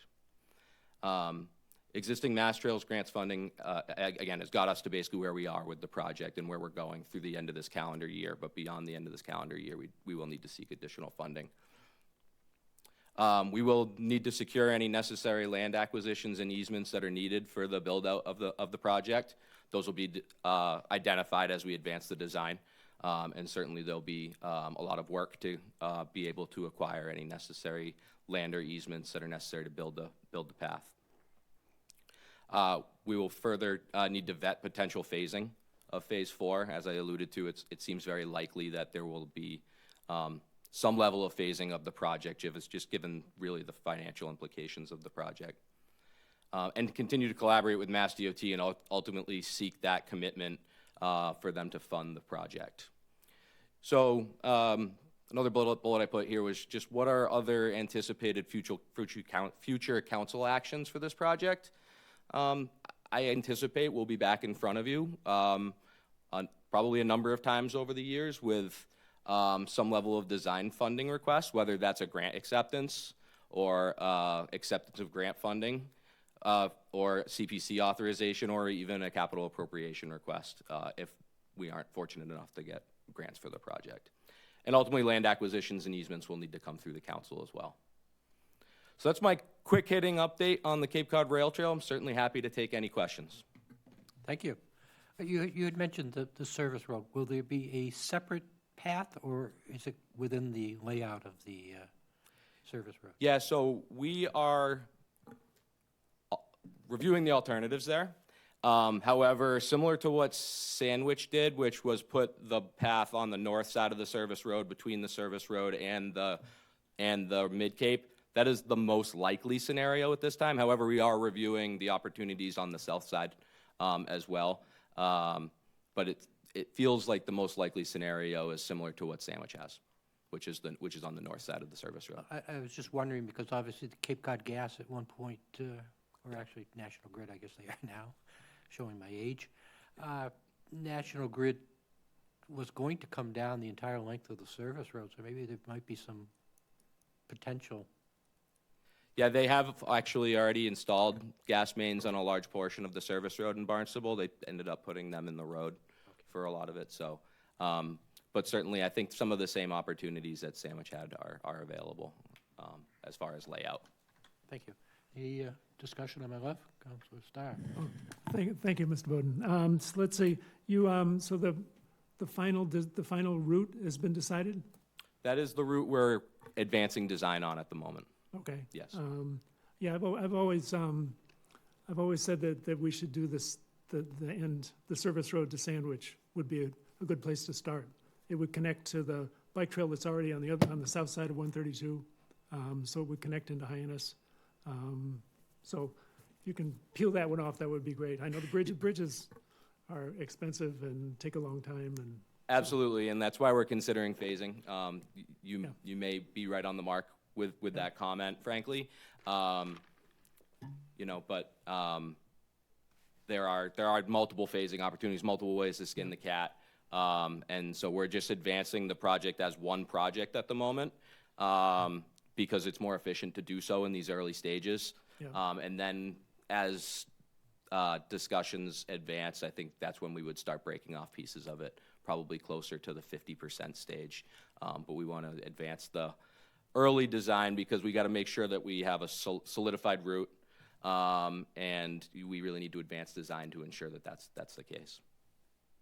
So just quickly, we'll come down Independence Park and turn right on Attucks. Correct. And go in front of BJ's, Cape Cod Beer, and down Attucks all the way. Okay. That's the current Good. route. Appreciate Yep. it. Okay. Any discussion on my right? Vice President Clark. Thank you very much. And I appreciate your expertise. The presentation you made before the Open Space Committee was very exciting.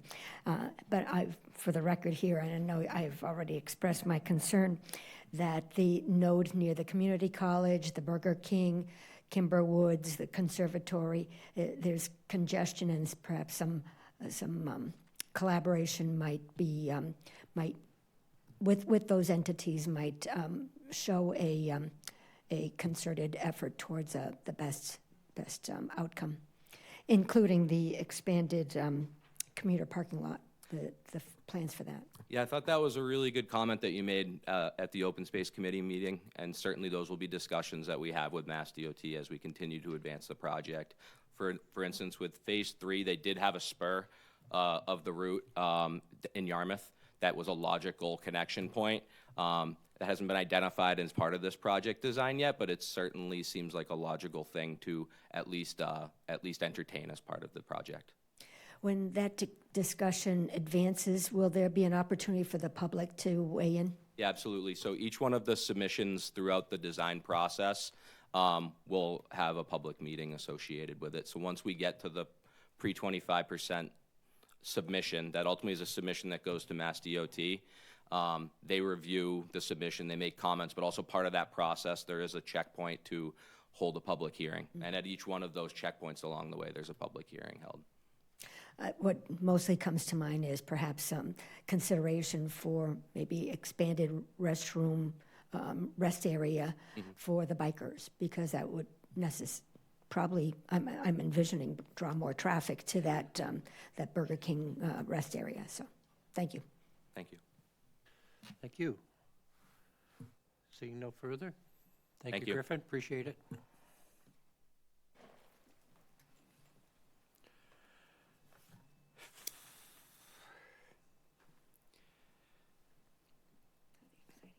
Mr. Markwell, how long do you think you will be? Any idea? Huh? All right. What? Go ahead, Gareth. Well, that's what I was just wondering if we should do that first or next. 10 minutes is perfect. Why don't we take 10 minutes now? How's that sound? We will resume at 8 o'clock. Thank you.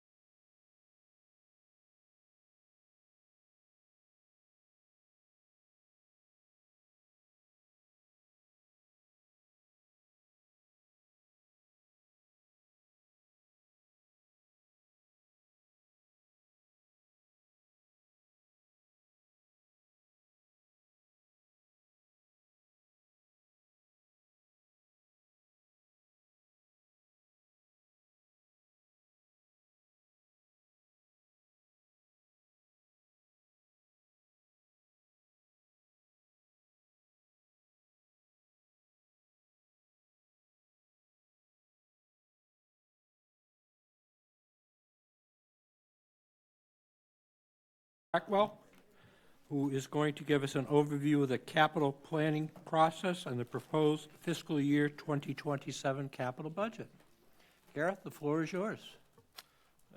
Good evening, Gareth Markwell. I'm the Assistant Finance Director for Barnstable, and I am happy to be here tonight to introduce the fiscal year 2027 proposed capital budget and the 5-year capital improvement plan.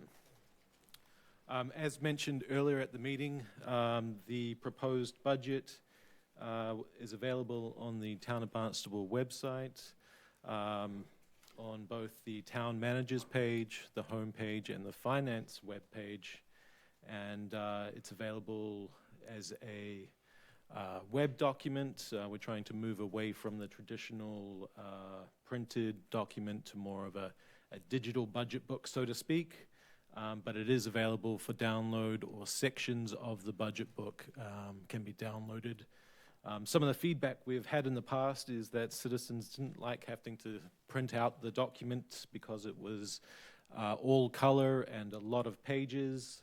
So we've managed to scale it down to just shy of 300 pages this year.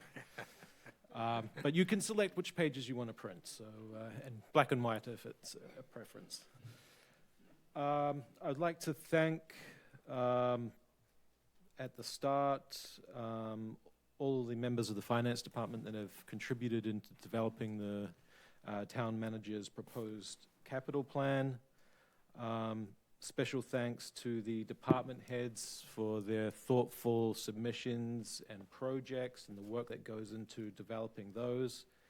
And then the task force members who participated throughout our process in reviewing the projects. Additionally, this year we have had the assistance of interns from Barnstable High School.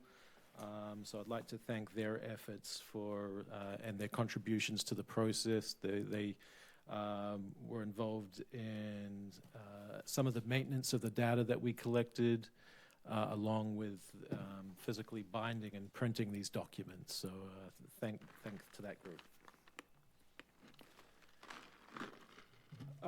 Fiscal year 2027's budget document, I'm sure if you've been part of this process in previous years, it has a little bit of a different look and feel. This year we are rolling out I mentioned the digital budget book under a new platform with partnership of a outside company called ClearGov. ClearGov is originally a Massachusetts-based company from about 2015.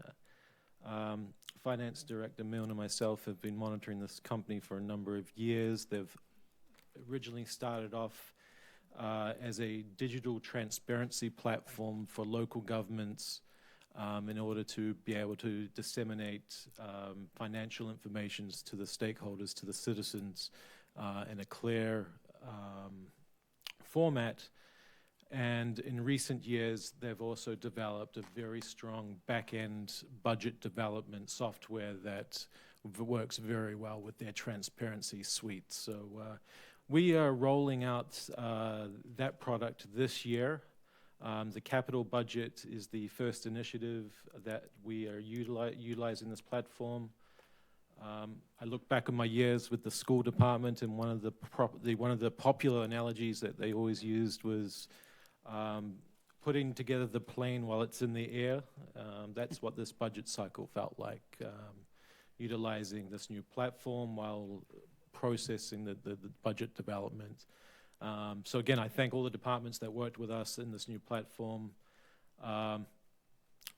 The product is aimed at being more transparent, getting additional information out to citizens, encouraging digital participation. You'll see that in the budget book. And shortly we'll be rolling out individual project pages for the submissions that we're proposing tonight, that has some added features that I think everyone will enjoy. In addition to the new platform, we have advanced our budget development calendar by one meeting this year. At some feedback we received, mainly from the school department, was their concerns around scheduling of summer work for fiscal year for budget projects. We tried to pull back the calendar a little bit so we could get their projects approved earlier, give them time to develop RFPs, get them out to bid, with the hope that they can hit the ground running when students let out in the summer. So we're about one meeting ahead compared to the same point last year. Additionally, it will give us the ability to get some non-budget related agenda items through the council between the capital budget and the operating budget. So hopefully everyone will gain something from that. Quickly, I'll go through tonight some of the main sources of funding for the capital budget, more for any viewers at home. And then I'll go through the essentially 6 parts of the budget book, which are very similar to the structure that we've seen in previous years. But why do we do this? Our charter requires that every year develop a 5-year plan around capital spending. It must be submitted 30 days prior to the operating budget, and it must be acted on before May 31st. Essentially, the town manager regulations require a task force to evaluate the projects. We receive all of our projects from departments in November, late October, and we put together a task force of Barnstable staff who are familiar with the projects, and we basically convene a day of reviewing the projects. It gives us the opportunity to get feedback from multiple departments, brainstorm solutions that might not be apparent to all departments. Very valuable task that we enjoy going through each year. Any projects proposed less than 50,000 generally are going to be part of operating capital, and any projects greater than 250,000 will look to debt finance.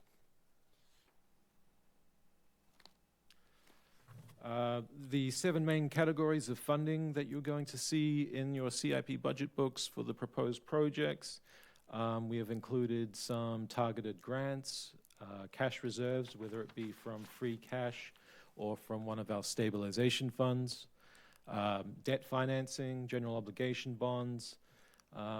In the area of the CWMP, we're going to look for loans from the Clean Water Trust.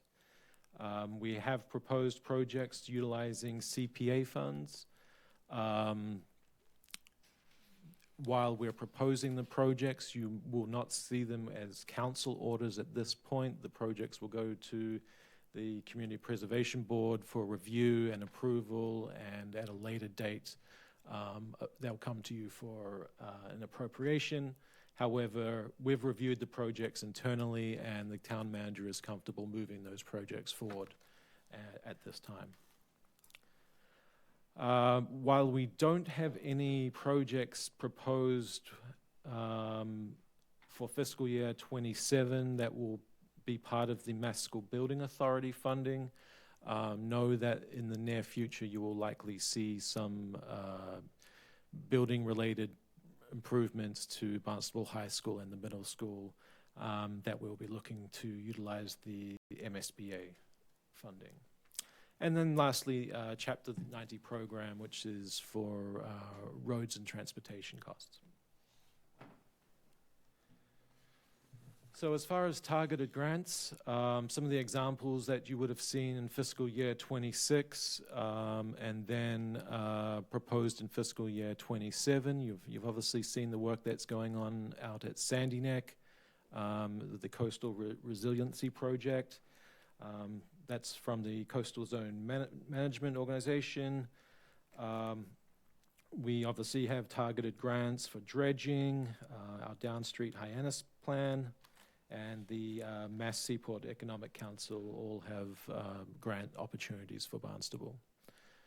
As far as entitlement grants, the airport's really the only one that we see right now, but there are circumstances surrounding those grants. So MSBA, while we consider it a separate category here, would be also a targeted grant.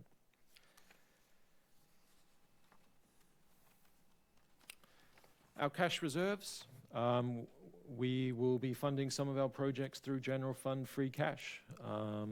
It doesn't make sense to go out to borrow for some of the smaller projects. We have reserves at this point which are well suited for the capital plan. So we are proposing both municipal and school projects funded through free cash. Equivalent to the general fund's free cash, we have the enterprise fund's undesignated retained earnings. The multiple enterprise funds will be proposed funding through reserves. Again, we have the Sewer Construction and Private Way Improvement Fund. That is funded through the local meals tax and a third of our local rooms tax from traditional lodging. We have our Comprehensive Water Management Stabilization Fund. We will be looking to use some reserves for capital projects associated with the Water Supply Division, the CWMP, and then the Water Supply Stabilization Fund. We'll be utilizing some of their reserves. And then lastly, we have our Capital Trust Fund, which houses our debt service each year, but in addition, we do fund a small portion of cash-funded projects from the Capital Trust Fund in addition. Our general obligation bonds, we are proposing for the general fund just over $7 million in bond payments in the FY27 proposals. As you know, we went out for bids, or we go out for bid essentially once a year. We package borrowings from prior appropriations into one complete package. We go out for a competitive bid process and essentially utilizing our AAA bond rating, try and get the best rates available to us. Typical amortization, 5 to 30 years. Most of our projects come in that 20-year mark. And then the annual loan payments will be built into future operating budgets. Our last competitive bid was on February 10th, as you know, $24 million, and the average rate was about 3.117%.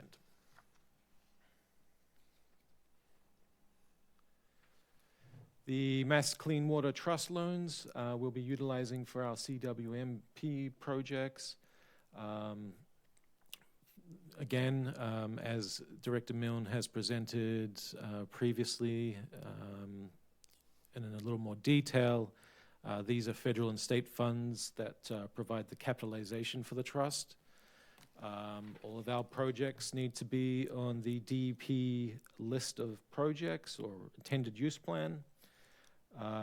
We have 0% interim loans available to these projects while the work is ongoing. Then they get coupled together and we go out for longer term borrowing. There are limits placed on the community on how much we can borrow in any given year. So we need to be mindful when stacking our projects or looking at the projects that we're within those limits or we take advantage of those limits so that we get the maximum benefit.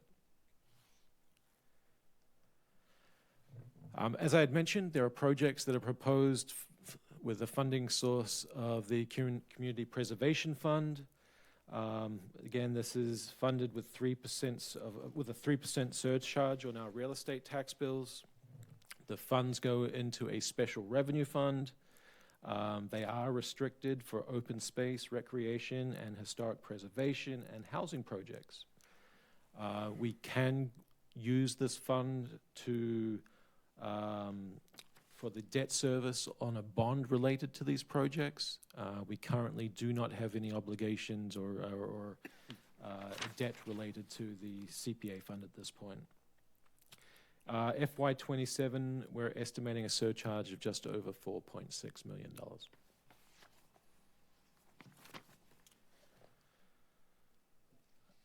Again, the Mass School Building Authority, while again we don't have anything directly proposed right now, I do anticipate that it will come up probably within the next 1 to 2 years.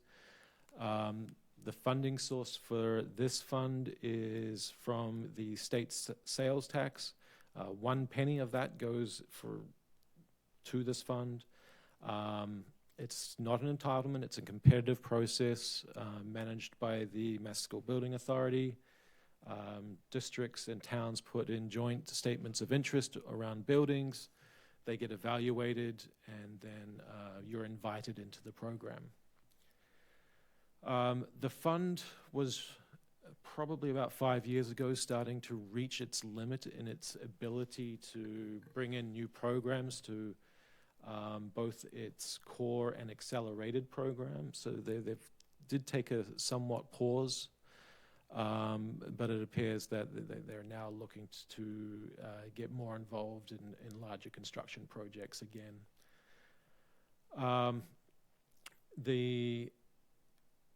Each district or town is assigned a reimbursement rate. The base rate is 31%. Our last project had us in at just over 39%. You really cannot get a lower reimbursement rate.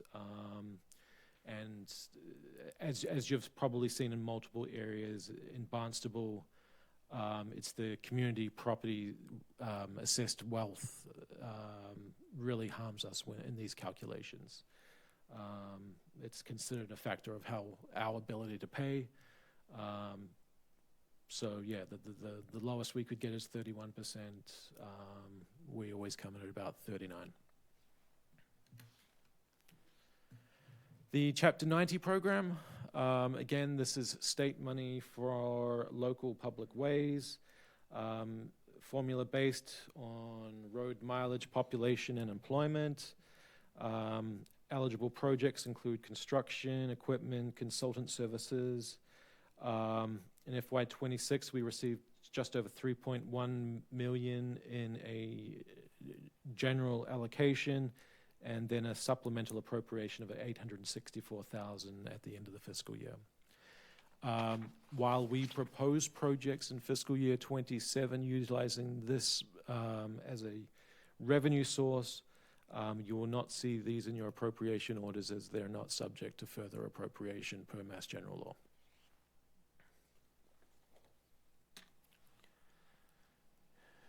So looking at the FY27 budget itself, Part 1 of your budget book, similar to previous years, handles project submissions. We try to lay out what departments perceive to be the need for our organization for the next 5 years. If we look through both general, enterprise, CWMP funds, the 5-year need is topping $829 million. And that doesn't show any signs of getting smaller in any year. Part of, as I mentioned, part of our budget process is a review by a task force. We prioritize essentially immediate needs as identified by departments. Typically, those are going to be stacked in the fiscal year 27 in the submissions.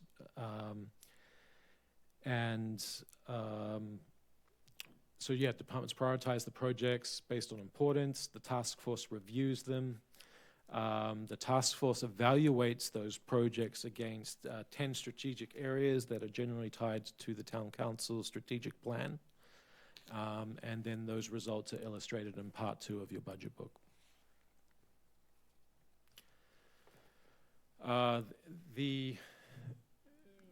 The rankings or ratings from the task force get submitted to the town manager, who takes them under advisement.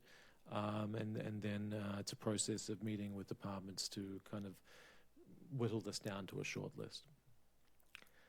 Part 3 of your budget book is looking at the status of existing appropriations, not only for projects that perhaps are completed and there are surplus funds that could be repurposed for the next year as a next year's funding source, but it's also evaluated for project progression. Are we making headway? Do we foresee any potential budget shortfalls? Because all of that's going to inform both the need to come for additional appropriations or at which level we're able to produce the next fiscal year's capital plan.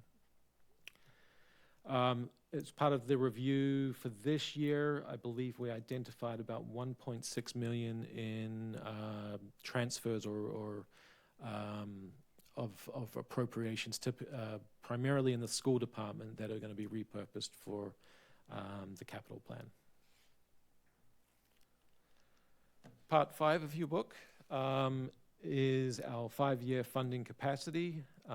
We have we look at the general fund and the capital trust fund, looking at our cash flow, and every year we come up with a calculation of what we can reasonably afford moving forward.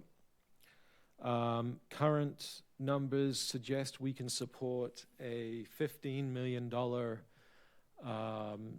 per year for the next 5 years in new borrowing authorizations.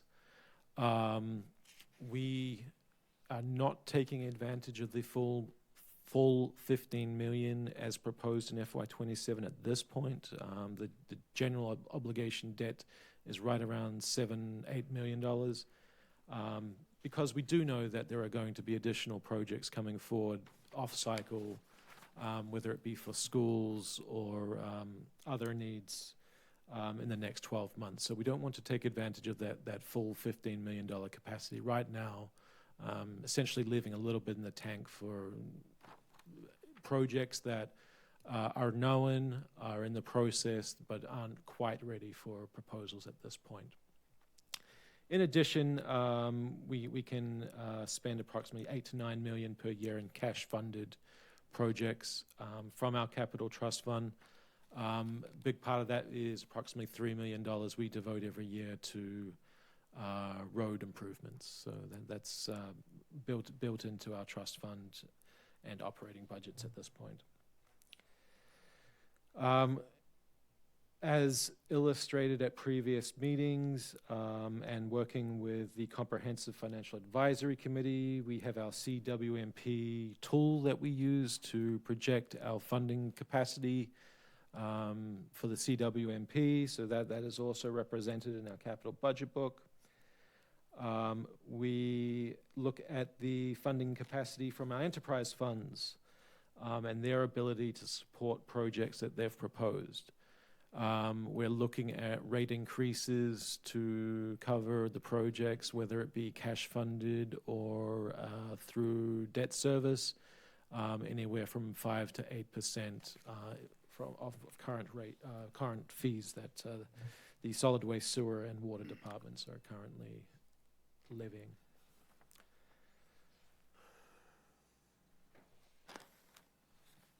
Part 5 is where we get into the nuts and bolts of the proposed capital plan. The capital plan, we whittled down from, just under shy of 300 projects, I think it was, down to the 65 proposed within the FY27 budget. We're looking to use about $14.1 million in reserves, whether that be from enterprise reserves, general fund reserves, or capital trust fund reserves. Again, all of these allocations are defined in your budget book under each project, and it will give the specific funding source. $65 million in bonds are anticipated.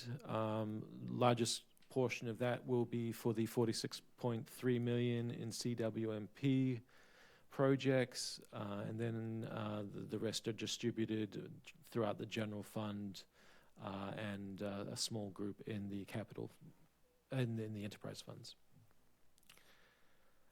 Grants and other sources, 28.6 million.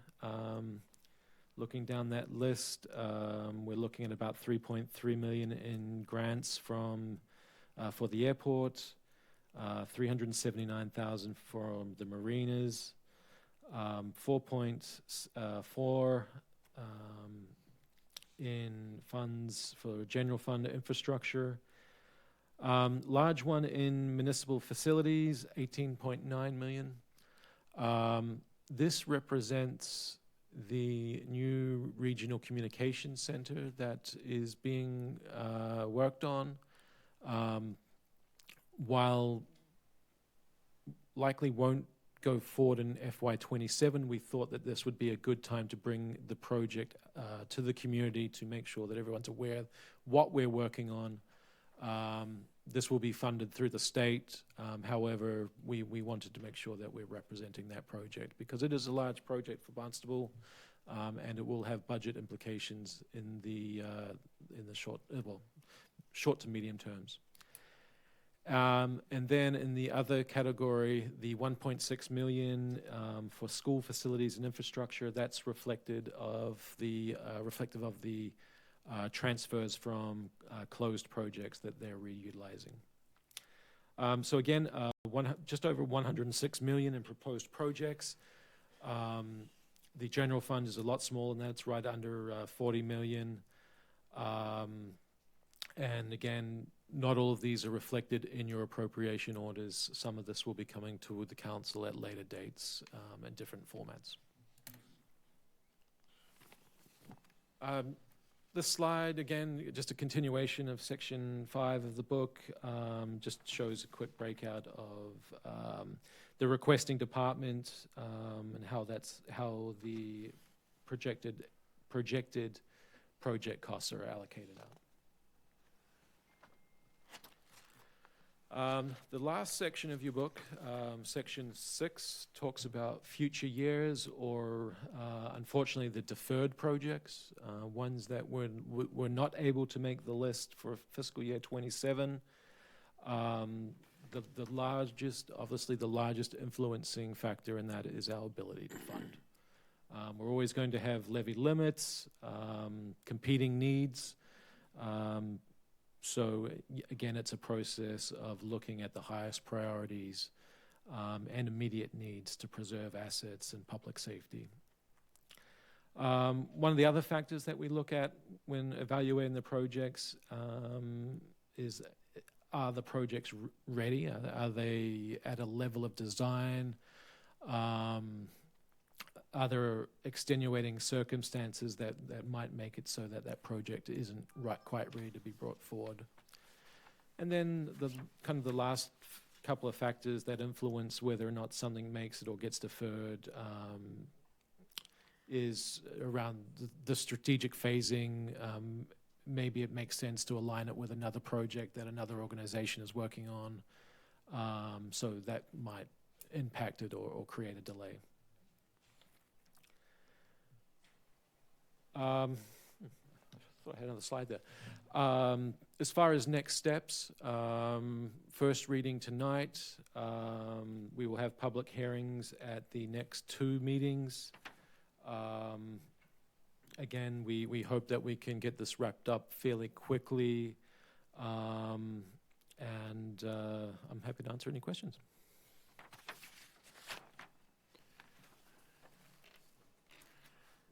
Any discussion on my right? On my left, Councilor Starr. Thank you, Gareth. My question is about the municipal facilities line items. The communication center, is that going to be paid for by the state eventually, or why?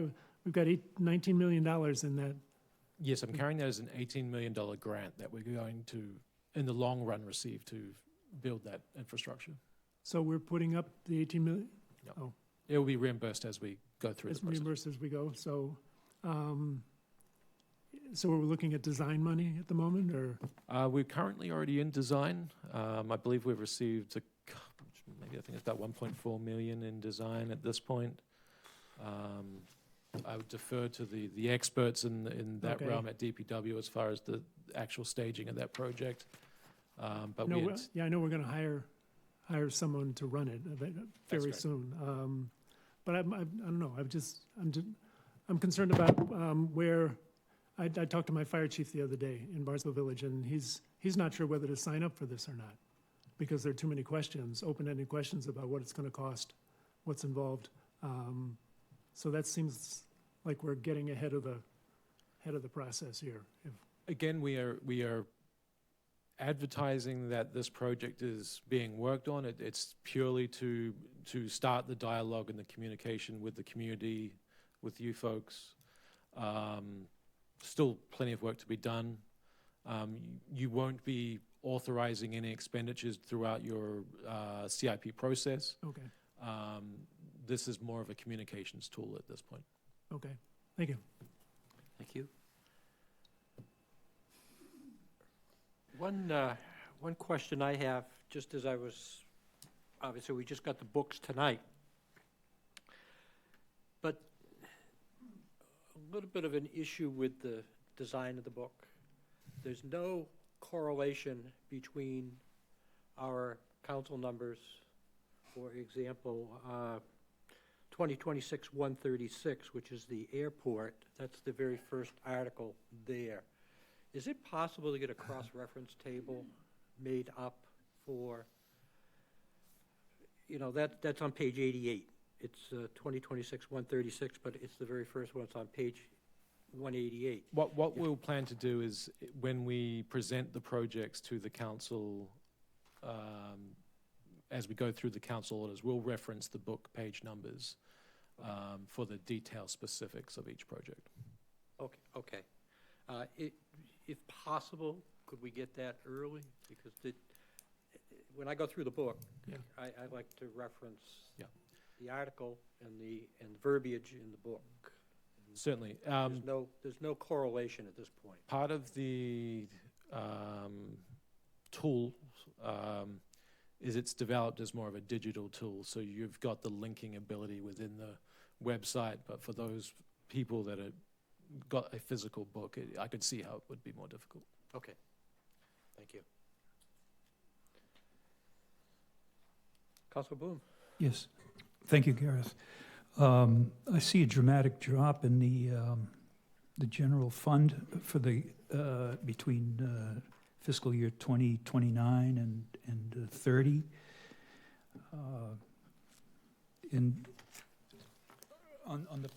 On this the beginning of the what page section? 12, and I see under the general fund department submissions a dramatic drop from 2027 to 2028 with the police department, from 20 million to 1 million, and also a dramatic drop for the school department, 41 million rather to 10 million. What's going on there? Well, in the case of the police department, you're looking at that 20 million. 18 million of that is the communication center that was proposed. Okay. That's reflected in there. Yeah. Our typical trend I see in the CIP submissions, the further you get away from that first year, the immediate year that we're going to be asking for funds, it's going to taper off. You'll see those years so crop back up as we go on. There's no shortage of projects in the long run. But it's more, perhaps they're not quite ready to be put on paper yet as a proposed project for those kind of year 4 or 5. Okay. As far as the school department goes, they did an extensive building assessment probably 2 years ago now, might be even 3. I imagine you're seeing that tail start to dwindle as far as how they're going to stage those projects. Thank you. Any further discussion? Councilor Deleuze? Your microphone?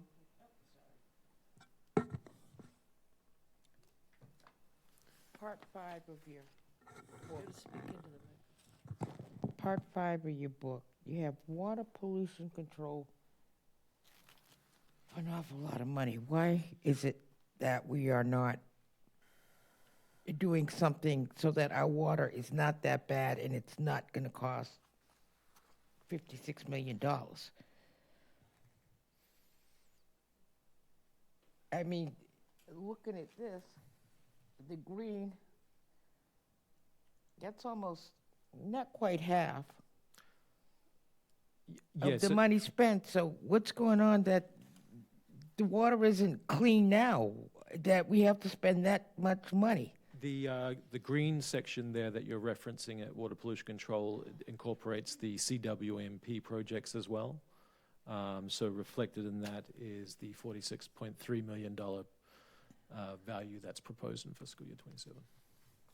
Yeah, but I wonder, why is it so?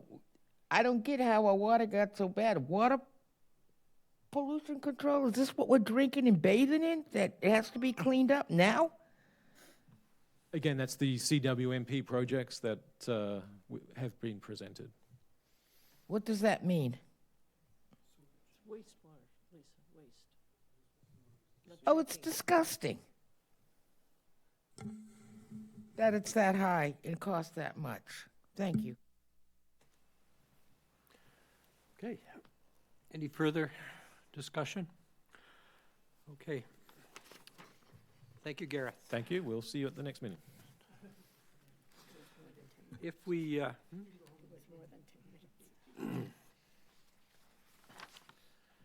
if we could, with the consent of the council, I would like to move all of the CIP items.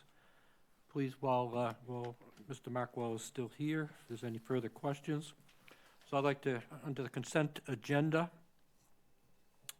I'd like a motion, please, to refer items 2026-006, 2026-90 through 2026-144, 2026-148, and 2026-150 through 2026-152, as written, to individual public hearings to be held on each item at the Town Council meeting on March 26, 2026. So moved. Second. I have a motion made and seconded. Is there any discussion on that motion? Being a consent agenda? You know, it's more than just the capital program items. Okay, yes, you're right. Okay. Okay. Yeah, there's a,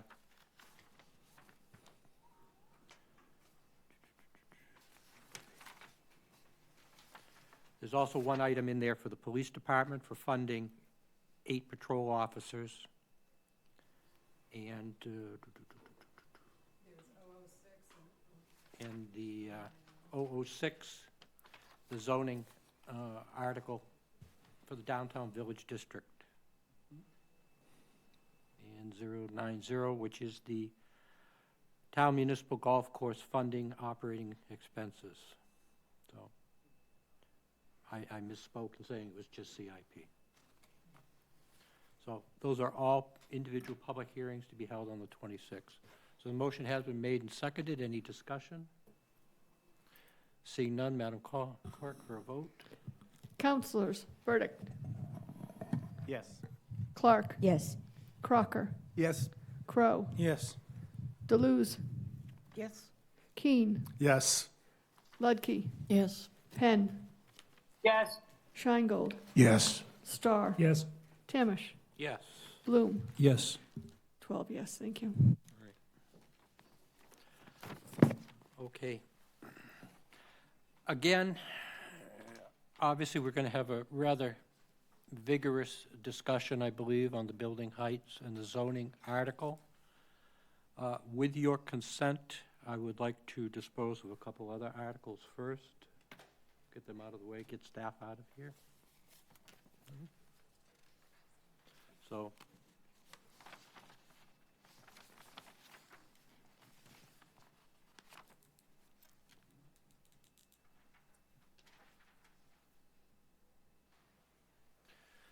Counselor Keene, could you read in, make sure I got the right one here.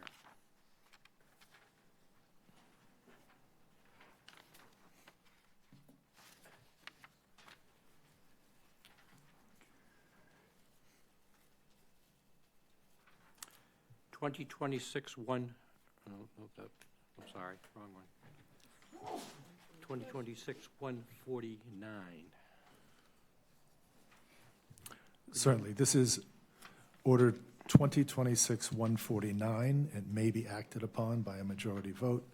Transfer order in the amount of $200,000 from the fiscal year 2026 Department of Public Works personnel operating budget to the fiscal year 2026 Police Department personnel operating budget. Second. Okay, motion has been made and seconded. Mr. Clyburn, will you be presenting on this one? Council President, I will be. Deputy Malin, welcome.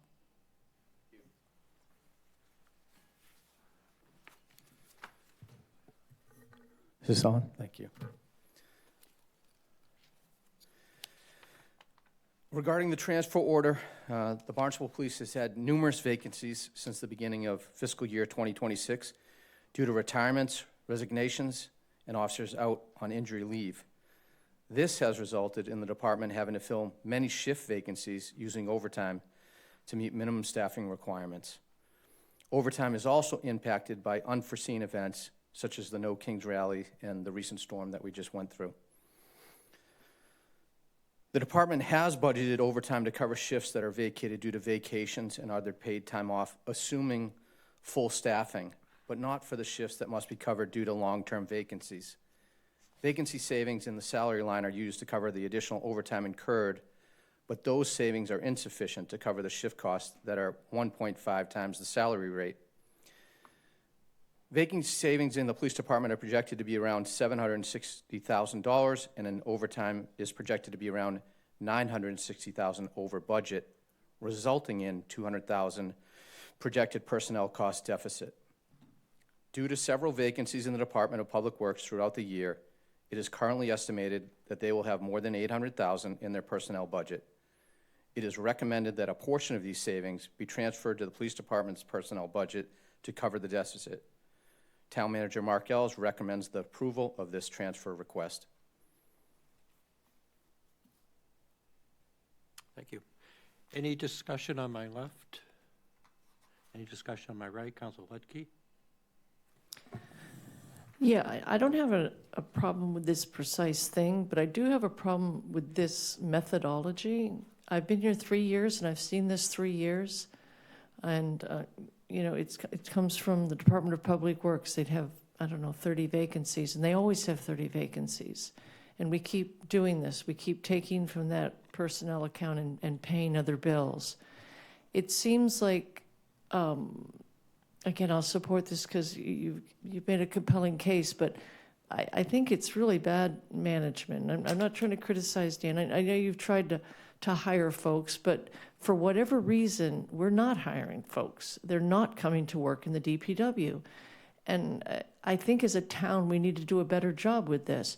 What work is not being done by the DPW with these vacancies that go on for years and years? Should we look at different ways? Should we outsource the work? Do we eliminate these? I find it a weird way to fund things, and I don't know if anyone else feels that way, but I've seen this over and over, and it seems like a very strange way to manage our town resources to keep taking from the salaries that for the DPW workers that we can never seem to hire. Thank you. Any further discussion? Mr. Clyburn, do you want to respond to that? Andy Clyburn, Assistant Town Manager. Councilor Luckey, I appreciate that comment, and we do agree. As we develop our budgets, obviously it makes sense to do this at this point in time based on that's where the vacant savings are. It's logical the DPW is the department that would have the most of those funds, but we are, as we tighten our belt, looking at every vacancy, and if it's been vacant for over a certain amount of time, we are in the budget process eliminating those positions. So we take a review of every position that's been vacant 6 months or longer, and consider eliminating the position. And I think you'll see in this year's budget, FTEs reduced based upon that. Yes, please. And as you do that look, Andy, could you please look at why? Absolutely. Why are they vacant? And what is the work that's not being accomplished? I mean, Clearly, you don't just look at it and say, cut it. We have to have a better understanding of why this issue is going on year after year after year. 100%. And you have to do that position by position. I don't think there is a one reason overall that we get that, but certain positions, take our arborists, for instance, a long-term, it's a program that we've tried to hire. And there are certain things that, yeah, can you outsource it? Yes. Would you prefer to have it in-house? Yes. But those discussions robust discussions happen prior to us cutting a position, but we are looking at every single one of those. And where we need to outsource, we're considering that as an option. Yes, reading some of the material that I've read that the DPW sign is a hot mess. It needs new equipment. It needs to be fixed. I mean, it doesn't appear to be a place that anybody wants to work, so therefore you have the vacancies. Maybe you need new equipment, maybe a new locker room, maybe stuff that people want to have in order to work and feel good about themselves and the job that they're doing. I mean, would anybody here like to come into work into if you don't know, it's like a rat's nest. It's a mess, a hot mess. I appreciate the comments. If I may, can I let Director Santos I saw him speak a little bit about behind you. Thanks. Certainly. Mr. Santos. Yeah, I'll try to clarify a little bit to Councilor Lutke's comment. This is not the same vacancies that just go on and on and on every year. Because we have 160 people, there's jobs rotate, people retire, it takes a while to fill them. So it's not just there's 12 positions that we never fill, and that same money year after year you see as excess. So it's a constant, people go on leave, or they go on leave without pay, or there's various reasons. It's not always the same. But there are some vacancies that do go on, and Andy mentioned one, which is the arborist. And you mentioned, why is this? And we have a number of positions in engineering as well that have gone unfilled. And the frank and honest answer is we don't pay enough. We don't compete with the private sector on some of these jobs. So they go elsewhere where they're going to make more money, frankly. And we're in an area where it's very expensive to live, as you know, cost of living, cost of housing, availability of housing. So it's hard to fill some of these positions, and it's difficult. One of the reasons in a union environment, we have to wrestle with, we can't just pay more money because we're working within the union, and that we have to address all the other people that are in that union. So we are working at this. We have, over time, made some improvements, upgraded some positions, and I think things are better. I think job availability is better now than even 2 years ago. I think there's more people coming to look at the town. To Councilor Deleuze, I honestly have to disagree completely with what you're saying. I don't know where that comes from, if it's social media or wherever, but people aren't fleeing us or not coming to us in rat-infested facilities. That's just frankly, that's terminology. It's ridiculous. A rat's nest, which means it's just basically, from what I understand, it's a mess, and people don't like working there because they feel unsafe. Okay, well, I disagree, but of course you have the right to profess that. So I hope I've clarified that issue on the salary savings to some extent, and as Assistant Manager Clyburn mentioned, we are certainly working on that issue relative to our budget. Thank you. Councilor Bloom? I just want to make a quick comment. Director Santos mentioned it, but I think one of the problems we have is a lack of affordable housing. And we need more affordable housing for police, for fire department, for DPW workers, for municipal workers of all kinds. And until we get affordable housing not market rate housing, but affordable housing here, decent affordable housing that it'll be easier for people to come down here, check out this great municipal department that we have and all the other arms of it, and they might be able to stay. Thank you. Any further discussion? Seeing none, Madam Clerk?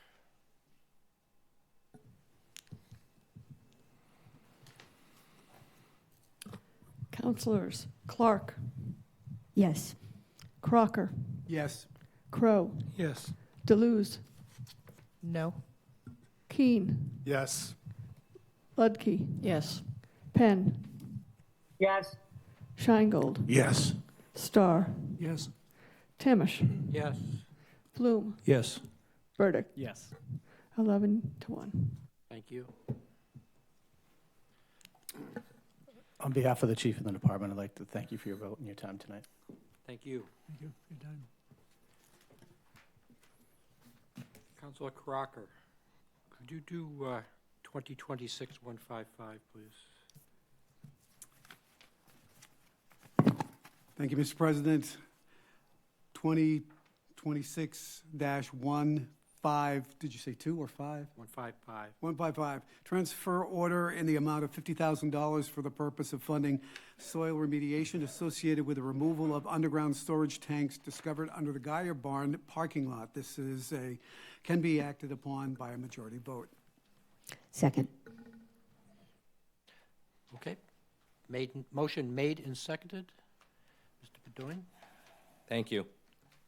In August 2025, while installing a requested walkway between the Geyer Barn and Town Hall parking lot, the Public Works Department discovered an unknown legacy underground storage tank.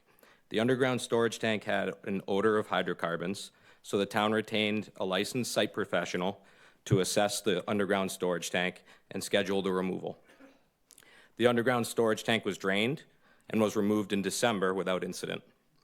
The cost of the tank removal, licensed soil, LSP, and LSP oversight and necessary testing was $30,000, $430.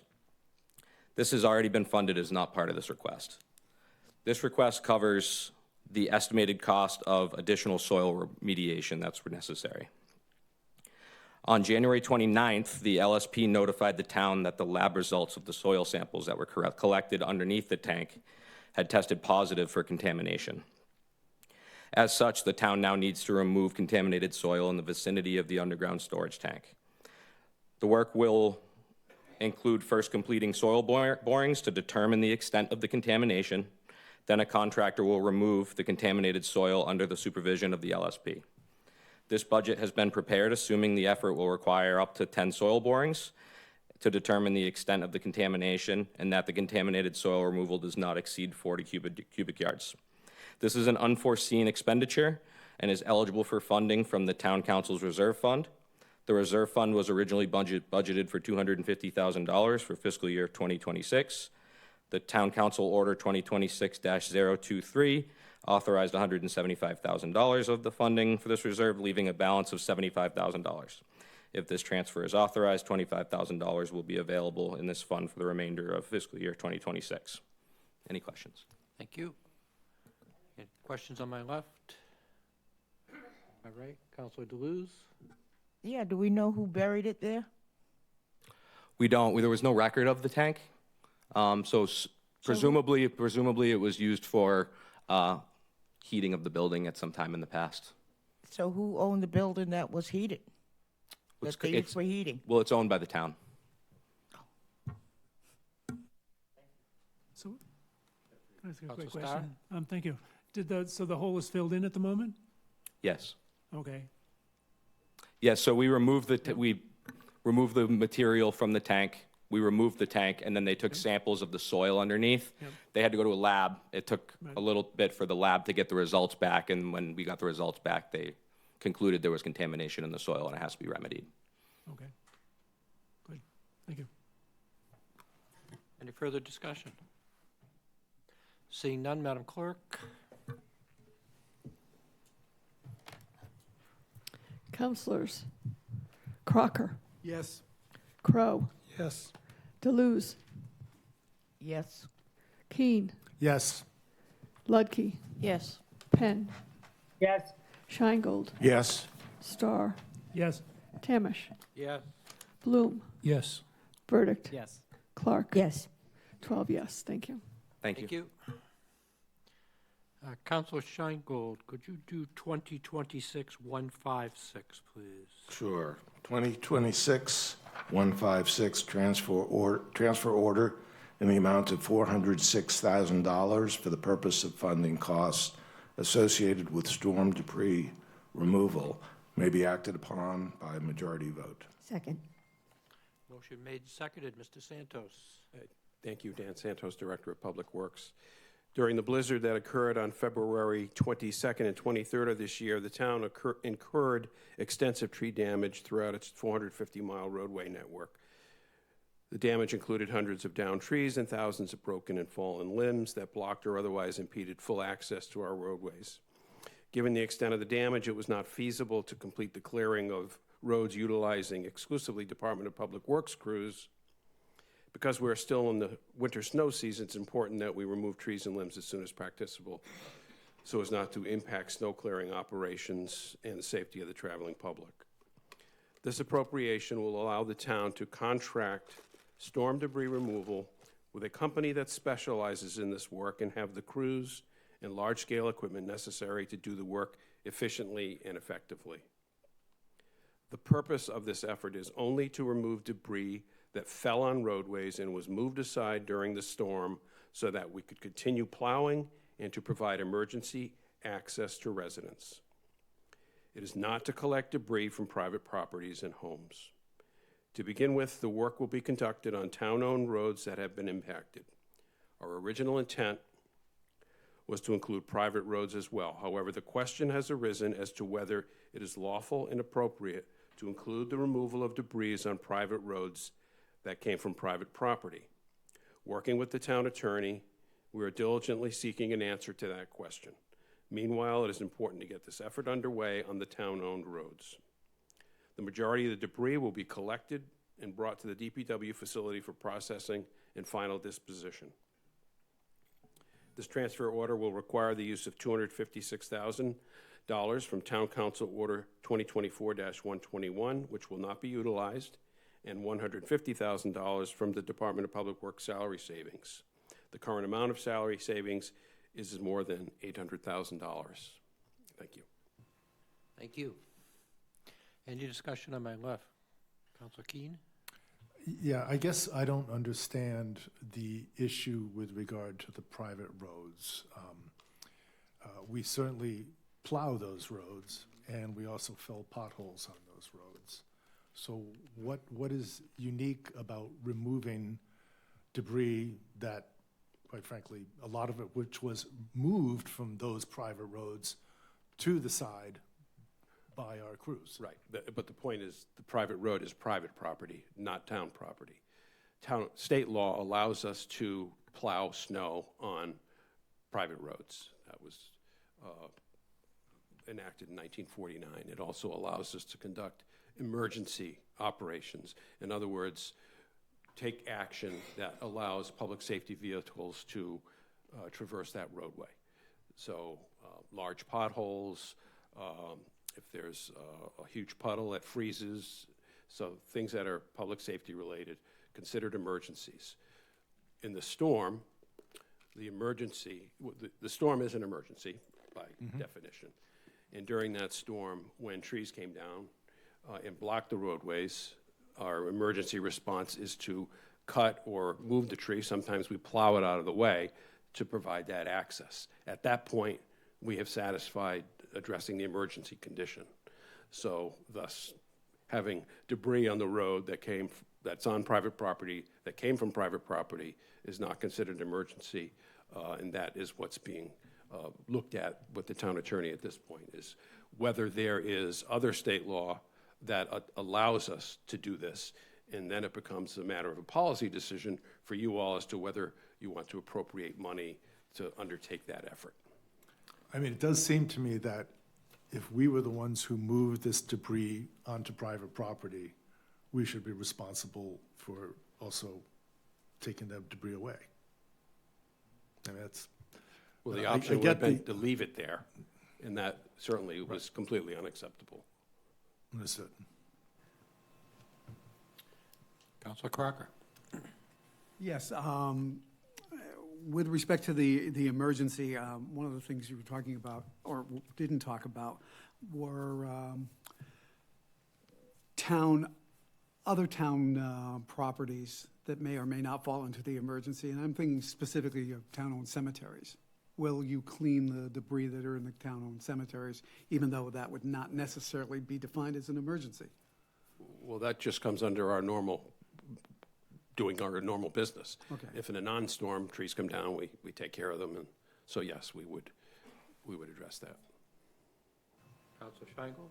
Yeah, a couple of questions, Mr. Santos. So, I've seen situations where on private roads, some of which are the collector or large roads that are private, I think there are 44 of them, where branches are really intruding on the roadway. I've actually hit them twice with my car. Is that something that you would consider a safety matter that you would remove or at least move back out of the roadway? Certainly. Yeah. That's simply, we would address those case by case, either by us identifying it or by citizens identifying it, that, hey, this is sticking in the road. Right. I would consider that a public safety issue, and yes, we would address that. Okay. And then, I would also suggest if the legal review does not result in the conclusion that the town does have authority to do this, there is a review at really the instruction of the town council to review the town's private road policy. And I hope this could be looked into as to a legal fix that would allow this to take place in the future. Which is to do the cleanup of debris after a similar storm in the future. On private roads or Yes, on private on roads. what would become public roads, I think, or my... Well, I think if they are public roads, then you have the authority, but Right. ones that are at the time of the storm, let me put it that way, are private roads. Sure. Yeah, I think the question is, perhaps you can understand, is the town council allowed to appropriate funds to conduct and use public funds on private property? And I think that's the question. Right, And- but if the answer is no, what is the fix to that? Is there a legal fix? Can the town pass an ordinance, or is it a matter of state law? And what needs to be done so it could be done? That's the question. That's beyond my expertise. That's for the town attorney. Okay. All right, thank you. Thank you. Councilor Starr.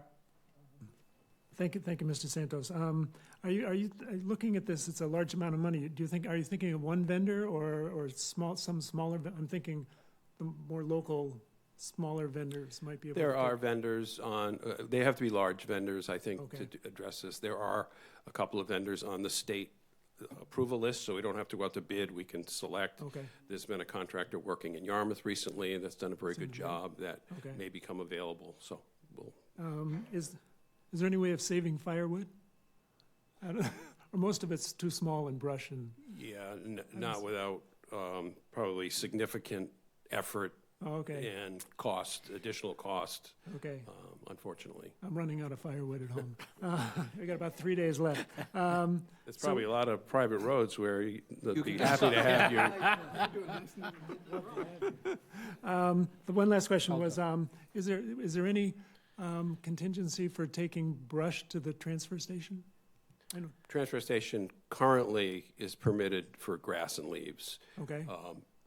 But we've done emergency. Yes, it's possible to get DEP approval to take larger material on a temporary basis. Right now, we don't have the room, Okay. personnel, funding, Shippers. or resources to take that on there, but that is something that could be done. The other factor there is that the policy of the town council is that to use that facility, you have to be a paying permitted member.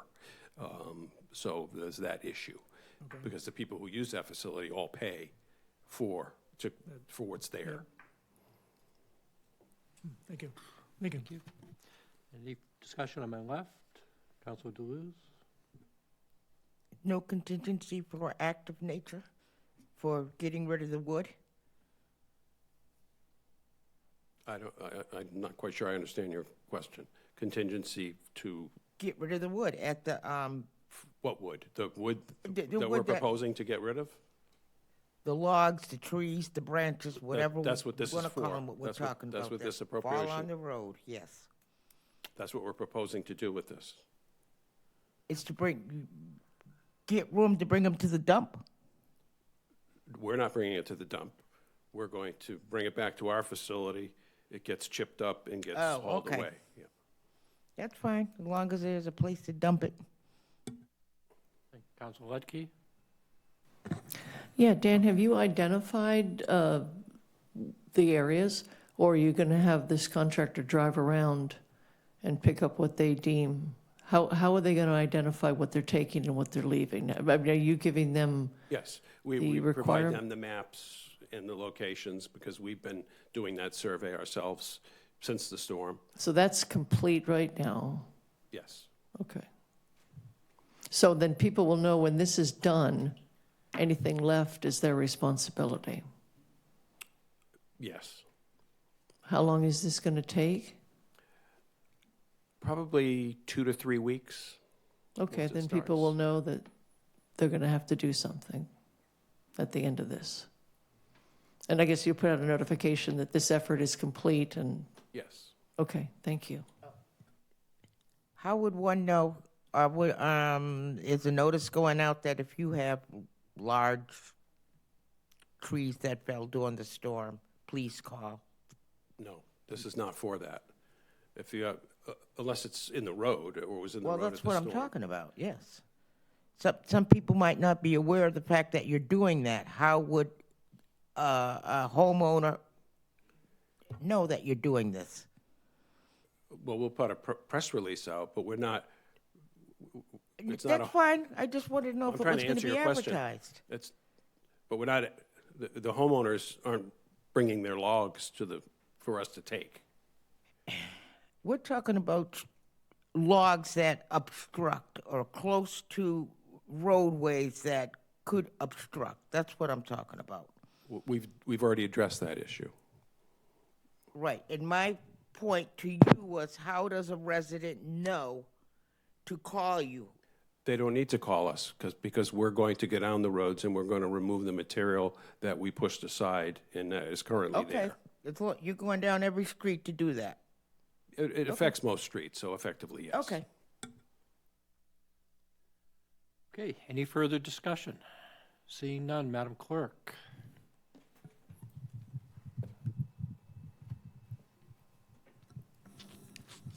Councilors Crow, Yes. Deleuze, Yes.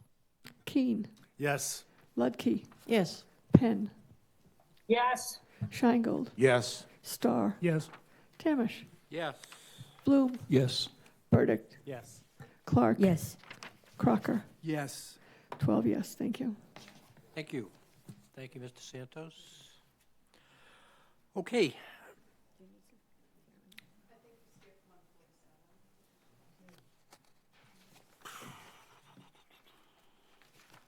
$147, okay. Yes, what this is the reappointment of Town Manager Mark Ells to the Cape Cod and Islands Water Protection Fund Management Board. You'll notice that it is on for a second reading. However, I would ask for a vote to suspend the rules due to the fact that his appointment has already expired, and that until he is reappointed, he is the vice president, I believe, or vice chairman of the Cape and Islands Water Protection Fund Management Board, and I think it's critical that he be allowed to participate as a voting member and not wait till after the 26th to have the vote. Madam Town Attorney? I don't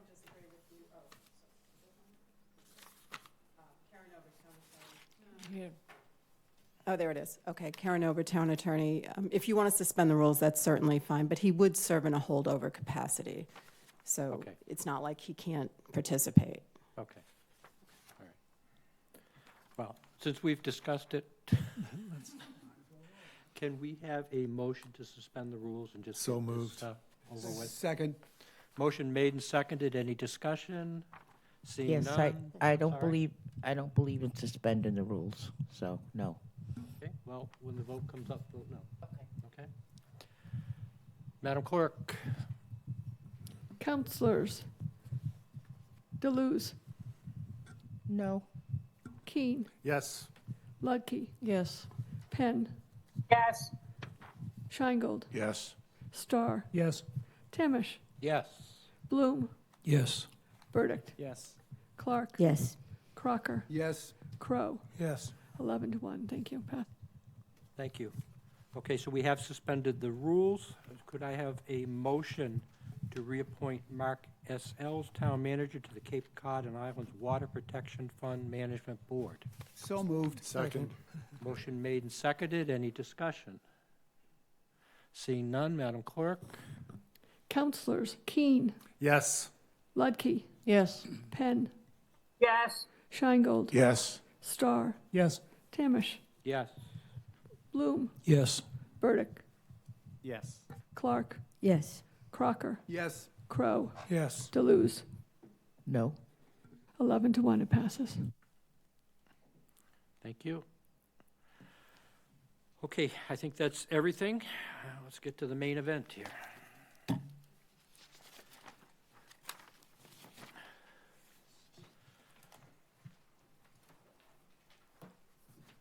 Item 2026-005, amending the code of the Town of Barnstable, Part 1, General Ordinance, Chapter 240, Zoning, Article 3, District Regulations, to modify building height requirements in the downtown Main Street District and downtown Village District. We were in the midst of a discussion regarding this. So, Mr. Kupfer, I don't know if you wanted to start the discussion off again. Thank you. Good evening, all. Jim Cupford, Director of Planning and Development. Yes, if I may, just a quick recap. Thank you very much. Just as a reminder, this council heard this item about a month ago, and at that time had closed the hearing, had some really good discussions about a vote, but ultimately continued this matter to a date certain, which is this evening, for councilors to consider what you had heard that evening. And I believe there was a direct request to Councilor Ludke for further discussion about a potential amendment. And we have had such discussions with Councilor Ludke since that time, they being staff and with a few of our planning board members. So I'll go over that. But first, I'll just quickly go over just kind of process, just as a recap, because again, it has been a month. So zoning, the purpose of zoning is to regulate land use to protect the public health, safety, and welfare of our community. That's the backbone of zoning. That's how it all began, essentially a police power. Now, enabling statute in Massachusetts, that's under Mass General Law 40A, which is typically known as the Zoning Act. Section 5 of 40A spells out the procedures. What are our rules of the road? What do we have to do in order to amend zoning? And so under 40A, Section 5, there's 2 hearings required, one at the planning board, one at the town council. They can be held together or separately. Here in the town of Barnstable and most communities, they hold them separately and give an opportunity for the public to weigh in on their concerns. These are noticed in the newspaper as well, 14 days in advance.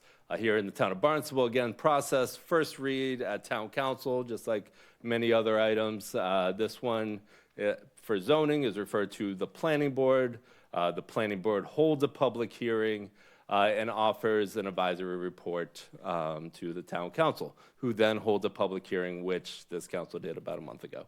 Ultimately, for zoning, it's a supermajority, so 2/3 are required. So for the town of Barnstable, it's 2/3 of the council, so 9 votes are required. No matter how many are here, that evening, 9 votes are required. When it goes into effect, so we had some discussion at that last meeting, and just to clarify, there's actually kind of 2 parts to this. So in our local charter, after a vote, it gives 30 days as a measure before it is officially approved. However, under Mass General Law 48, Section 5, again at 6, you then are retroactively looking at the first public notice. For building height specifically, we're talking September 5th, 2025. So our current downtown Hyannis zoning, this map is important for tonight's discussion. Building height, we're specifically talking about downtown Main Street and downtown Village. As I mentioned last time, we had really good discussions about downtown neighborhood as well. I think you heard that from some public comment. That would have to be a separate process to go through, as we, in the original recommendations, did not offer downtown neighborhood as a change of height or amendment of height. So while great discussions, great recommendations, we will potentially pursue that with our subcommittee for zoning. So tonight we're specifically talking about that backbone of the maroon there, the downtown or Main Street and Barnstable Road. That's our downtown Main Street, and then the purple that's all around it, or the lilac, that is our downtown Village. Obviously, we're going to have another discussion in 2 weeks regarding whether or not we change the map as it is tonight. So just quickly, downtown Village and all of our downtown neighborhood or downtown zoning has very specific bulk regulations and requirements. This page in the zoning is important, and the downtown Main Street has the same page but with different standards. And why it's specific is, as you will see here, we don't have an overall building height. We have commercial and residential minimum requirements and an overall maximum story height, or stories for height. So for instance, in downtown Village and downtown Main Street, as of right now, they mirror each other as 3.5 or 4 foot maximum, and that 4 foot maximum has a little footnote that says if setback 8 feet. So 3.5 or 4 foot maximum, and then you get to the overall height by adding up the stories. So right now, as it's shown there, 10-foot minimum for residential, 14-foot minimum for commercial. The zoning also has many other features such as dormers, grass tables, et cetera, that I touched on last time. For the current downtown zoning today, as it stands right now, the planning board recommended back in April 2022, town council approved February of 2023. As I mentioned, the council then began to discuss the details and created a subcommittee, and that subcommittee, that ad hoc subcommittee was formed, offered a number of recommendations. We held a workshop with this council to discuss those recommendations. Ultimately, out of that, 4 specific zoning amendments rose to the top and were requested to move forward. Those were parking requirements, which this council tackled, building height, which we're tackling tonight, downtown Village zoning districts, which we are discussing in 2 weeks, and ground floor commercial, which we, again, have already voted on. So those 4 items proceeded. As soon as we were given that word from town council, we moved through the Mass General Law process. And so July 17th, town referred 4 zoning amendments to the planning board. Those are the 4 amendments. 006 is what we're discussing that's 005 is what we're discussing tonight.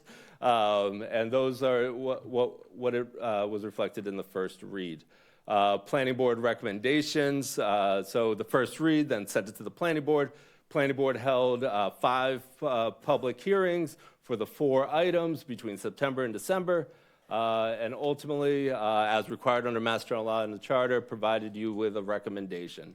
Those recommendations, as soon as we received those recommendations in totality, we sent them back to the town council, discussed with the town council leadership, and posted legal ads for the next available agenda for a public hearing. That public hearing was conducted. And ultimately, this is where we stand tonight. We have a closed public hearing. discussing building heights specifically, and town council to discuss building heights in downtown Main Street and downtown Village. At the last meeting, we discussed our different options. So the subcommittee provided you, and what is provided as what's in your agenda today is a 3 to 3.5 maximum with a step back. So that was the original suggested amendment based on early discussions and with the subcommittee's recommendation.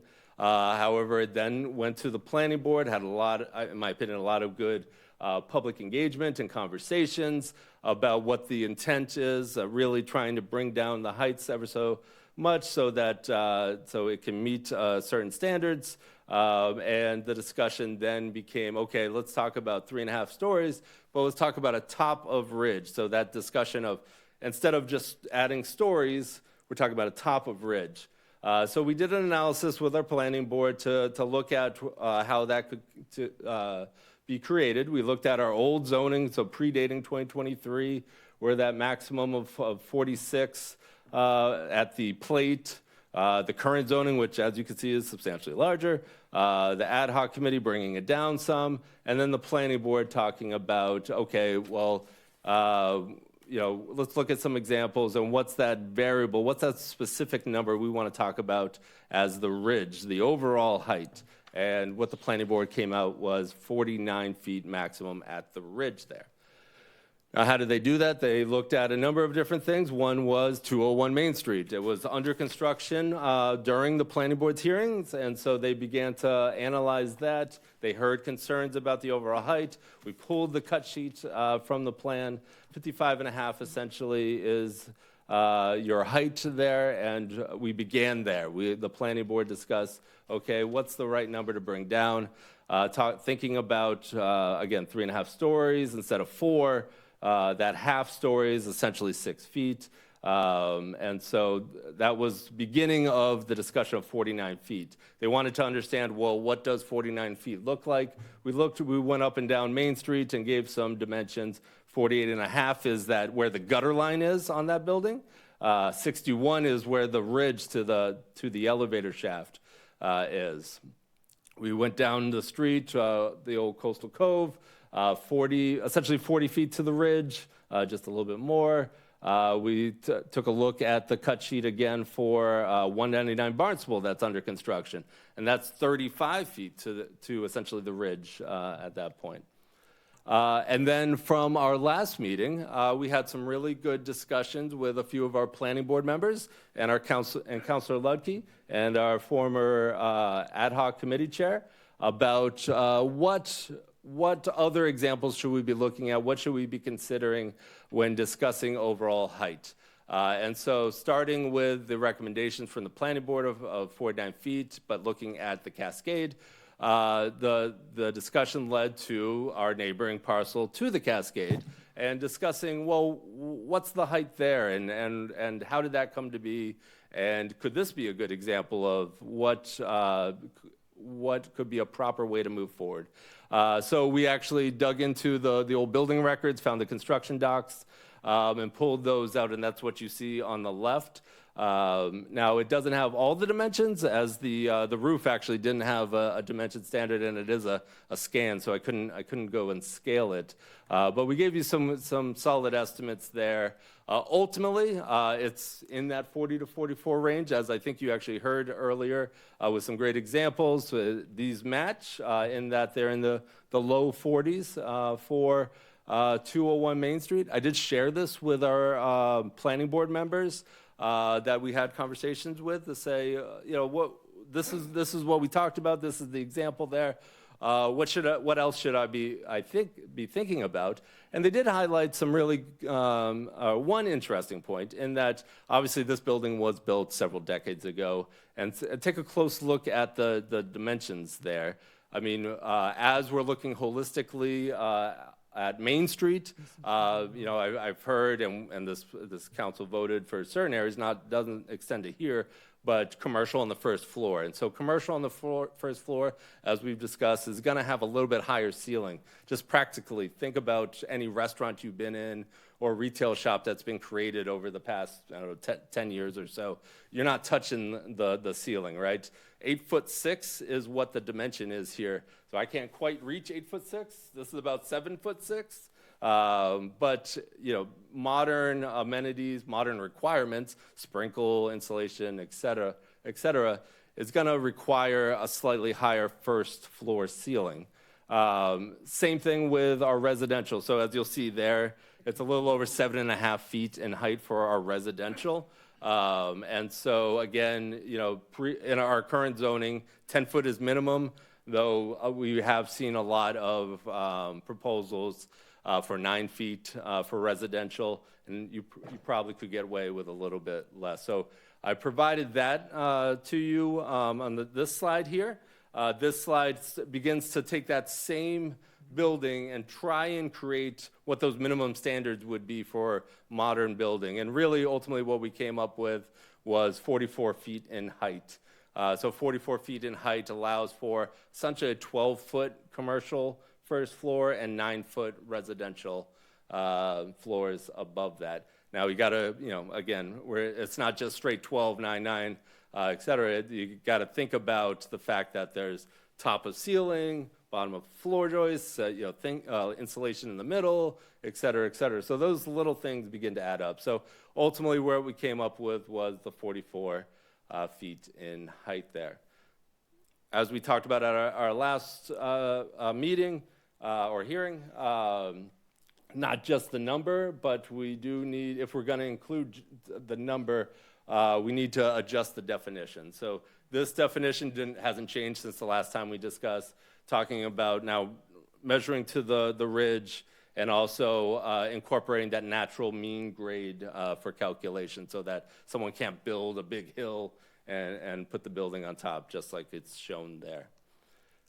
So at the end of the day, you know, what's before you is the ad hoc subcommittee's original proposal for 3 to 3.5 stories with a setback.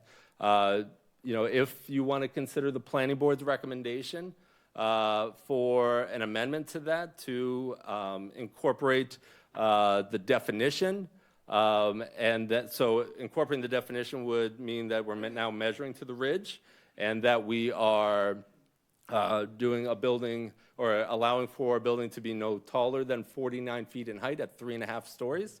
That would be the planning board's recommendation, and we have language that we could propose to you for that.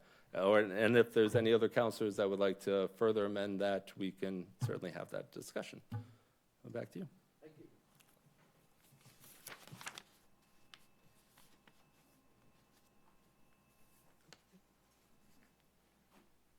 Thank you, President Tamish. I just want to, Jan Kendrick, Assistant Town Attorney. I wanted to take a moment to speak. I'm short. Yeah, to speak to Jake Dewey's inquiry that was submitted, I believe, today. As I understand what Mr. Dewey was asking, I think he was asking a question with respect to why, if when the effective date is. And so he noted that his understanding was that the effective date would be 30 days after the vote, as Director Kupfer just noted. That is the case when reading Section 5 of Chapter 48 together with our charter. However, there is another section that Director Kupfer mentioned. That's Section 6 of Chapter 48. And Section 6 speaks specifically to the applicability of amendments to existing uses, permits, and plans. And so the way that Section 6 is written, any building permits that are issued after the first publication of notice of public hearing required by Section 5 are going to be subject to subsequent amendments. And so that date here, the first notice was published, first notice of public hearing was published September 9th, September 5th of 2025. And so any applications that were pending before that date or filed after that date would be subject to the vote tonight. Thank you for that clarification. Thank you. Councilor Scheinkel? Yes, if I could ask a question to that. Attorney Kendrick? I could ask a question regarding the effective date. So I understand that's the interpretation. But if the town council wanted to set a different effective date, could we? Because I can see the problem that's almost retroactive. And I know in other things before the town council, we have set effective dates to give people adequate notice. So that's my question. Thank you for a reminder. That was another question that Mr. Dewey posed. 40A, General Law 40A, does not allow for discretion to do so with respect to zoning amendments. It is clear with respect to when a zoning ordinance becomes effective, and also clear as to when it is going to apply to existing uses, plans, and permits. Yeah. So if somebody got a building permit several months ago, they would be subject to whatever amendment we adopted? Is that the conclusion? That's correct, because the publication of the first notice of public hearing was September 5th, and it's just the plain language of the statute.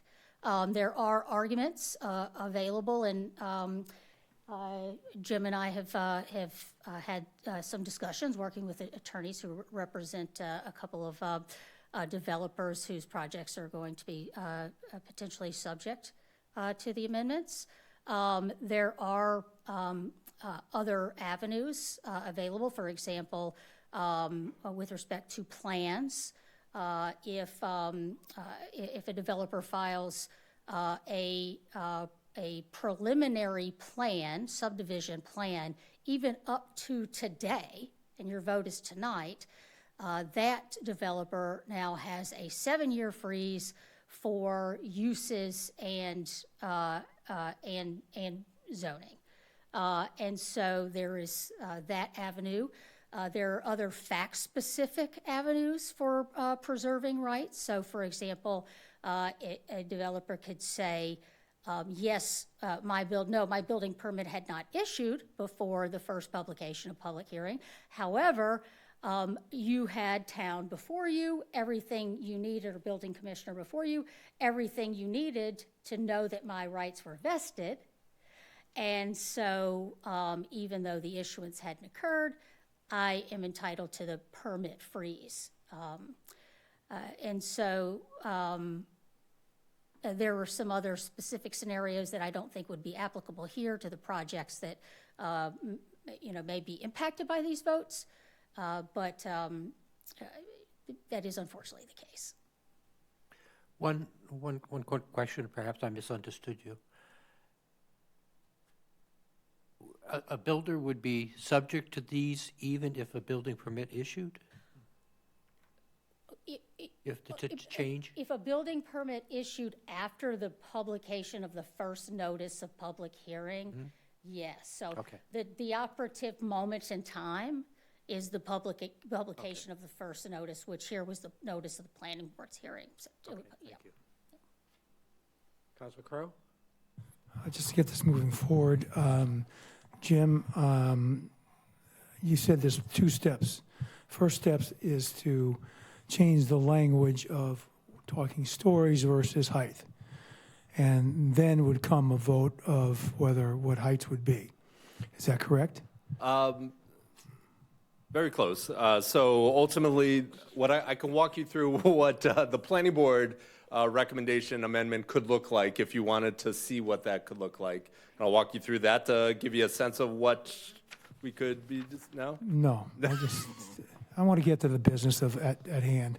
So, that Unless you want to adopt what is before you at this time, which is what the ad hoc subcommittee recommended originally, which was 3 to 3.5 stories with 3.5 stories setback, no definition change, no top of ridge.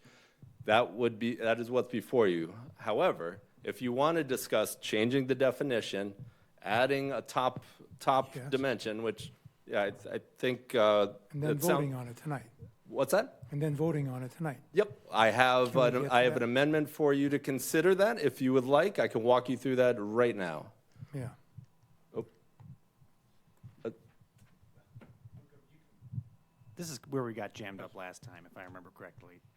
So, If I may, Jim. So the way, because it becomes very overwhelming when looking at the language section by section, it maybe appears meaningless. But just to put it into context here, what we've drafted are two potential motions for your consideration. The first incorporates the planning board's recommendation. It makes all of the revisions to the initial agenda item necessary to affect what you would be voting on is, it's easiest summed up that way. If you were to pass this motion to amend, accepting the planning board's recommendation, what you would be doing would be accepting the change of definition of how we measure building height, and you would be voting to approve an amendment reducing stories in the DMS and the DV from 4 stories maximum with a step back to 3.5 stories maximum, but with also a maximum height of 49 feet. Yes, Councilor Burdick. I'll make that motion. Okay. I'll second. I at least have a clear enough understanding of what we've been doing. We did this exact same thing a month ago, but I'm making that motion. Councilor Burdick, if I may. Yeah, just. I know Councilor Lutke has an amendment that she was interested, I think, perhaps in making, and so I'm wondering if before you made a motion to amend, if you wanted to have more of a discussion about the different options. It's entirely up to you. This is, this is what has frustrated me personally about this particular topic. So we have had a series, a long and ongoing series of public meetings about this. Here, the ad hoc committee, the planning board, here again, then apparently some other meeting that I was not a party to, that I may or may not have been aware of regarding this particular topic. So that's what's frustrating me about this item right now. So I would like to make that motion, and if Betty would like to amend my motion, I'm fine with that. Because at this point, I think that we're trying to compromise here. So if we need to reach a consensus, and quickly, because we've discussed this at length, and, we'll start out with 49. That's what I would like to do. I agree, but the issue, I think, is that within the two amendments, there may be differences in how height is measured and the number of stories and whatever. I'm moving Correct? that as described. That's what I'm doing. That's certainly your prerogative. So, motion has been made. Do I have a second? Second.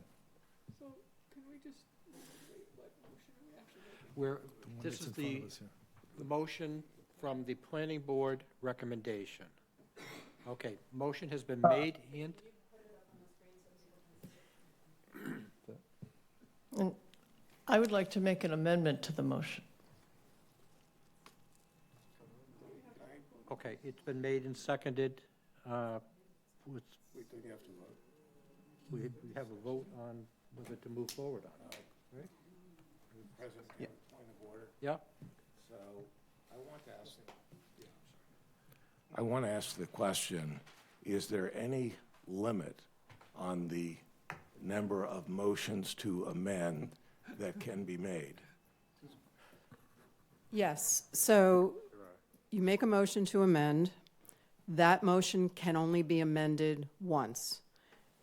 if the motion, if you amend a particular provision in the ordinance and it's voted on, whether it's amended or, amended or the original motion, once it's voted on, you can't then do another motion to amend. You're done. So that's why you have to do it this way. When Councilor Burdick makes his motion, the only way to change it is to have Councilor Lutke make a motion to amend his motion. That's why I thought you might want to have a discussion first and get a sense of which way you might want to go so that we're not doing messy amendments of amendments, So but I get it. The reason I'm asking the question is it's possible that neither motion would pass. Correct. But it's possible for another formulation to pass. Yes. So, If a motion to amend is made and it doesn't pass, Yeah. then you're free to make a new motion to amend. and if that doesn't pass, can you make a third motion? Absolutely. Okay, It's that- just, that if it addresses- actually does pass, you're done Got it, okay. on that particular provision. You thank can you. amend Yeah. something else. Okay. Okay, the motion of the planning board recommendation has been made and seconded, okay? So now we will have a discussion on that motion. Can we put the motion back up on the screen? So I just want to say that I think the likely point of contention here will be the actual height, right? Because the two operative points of this motion are the definition of height and then the height. So, I mean, that's basically what our discussion should be predicated upon, because I believe, if I'm correct, that Councilor Lucky will be modifying the height. And then we can discuss that amendment, and then we can move right from there. It doesn't seem like so- there's a whole lot of ancillary discussion or periphery discussion about this particular topic. Right. So the motion has been made and seconded. My suggestion would be that we have a discussion on the motion as made and seconded. Councilman Lutke, could you discuss what your potential amendment may be before you formally make that motion so that we don't have to vote it up or down? But just, can we have a discussion on that first? Oh, okay, I can do that now. And Jim went through the process, and I think you weren't invited because I don't think I'm allowed to kind of query my fellow counselors to attend meetings, because you start to get an open meeting law situation. And because I was the one proposing the amendment, and President Tamish asked me, and Councilor Keene had wanted to send this back to the planning board. So as Jim said, we got together with Matt Teague and Tim O'Neill, and I was there, and Chris Clark, and then Bob Schulte. And we had an incredibly good discussion. And both Matt Teague and Tim O'Neill are builders. And we have our gentleman, Satchel is still sitting here. And he made the wise comment that in terms of engineering, certain designs can be built by certain entities. And when I asked Tim and Matt, who could build this? Who could build this? And he said exactly what Satchel said. These would be built by local builders. And I liked that, and I liked it for the reason that Satchel brought up. I have never met Satchel enough. I've never communicated with him, but as if he was in the meeting with us where we discussed this. So I think it's an excellent point for that. And what Matt Teague, I really let the planning board members drive this, because there was some concern about the board here that the planning board had done due diligence, and that, I was putting an amendment in responsive to my constituents and also discussing with my fellow Hyannis councilors. So Matt came up with the idea of the building as Jim's described next door, and we did the measurements as Jim described, and then we looked at the floor heights, everything as Jim described, and we came up that we could do a very modern, a very buildable 3.5-story building at 44 feet. And that's where the 44 came from. And I still remember what Bob Schulte said the last time he was here, where he said the 49 was only one Bob Schulte shorter, and that didn't seem sufficient. So we're getting a very healthy 3.5-story. And then for the downtown village, we're getting a very healthy 3-story with 44 and 40 feet. And my friend from Gatuit has said appropriately, that's the only thing that's changing. Everything else the planning board said, and that's why we can't go with the ad hoc recommendations, because we had a misunderstanding until we went through the planning board process that we were measuring from the plate instead of the ridge. And that was a real eye-opener, I think, for Bob and the members there. They're shaking their heads over there. So that's, I think it's pretty simple, and there's been a heck of a lot of discussion, and I really respect Bob's process, and Kathy is sitting there.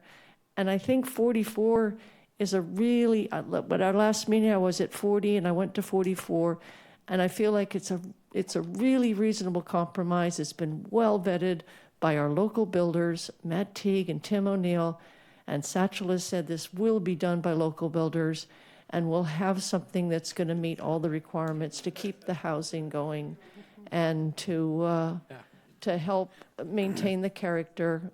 Some people think character is very important. I'm among them. Other people just want to move forward and do whatever. And I think we have a really good compromise, and compromise is what it's all about. So thank you. Okay, any further discussion? Mr. President? This is on, obviously, this is on the motion that Councilor Burdick made.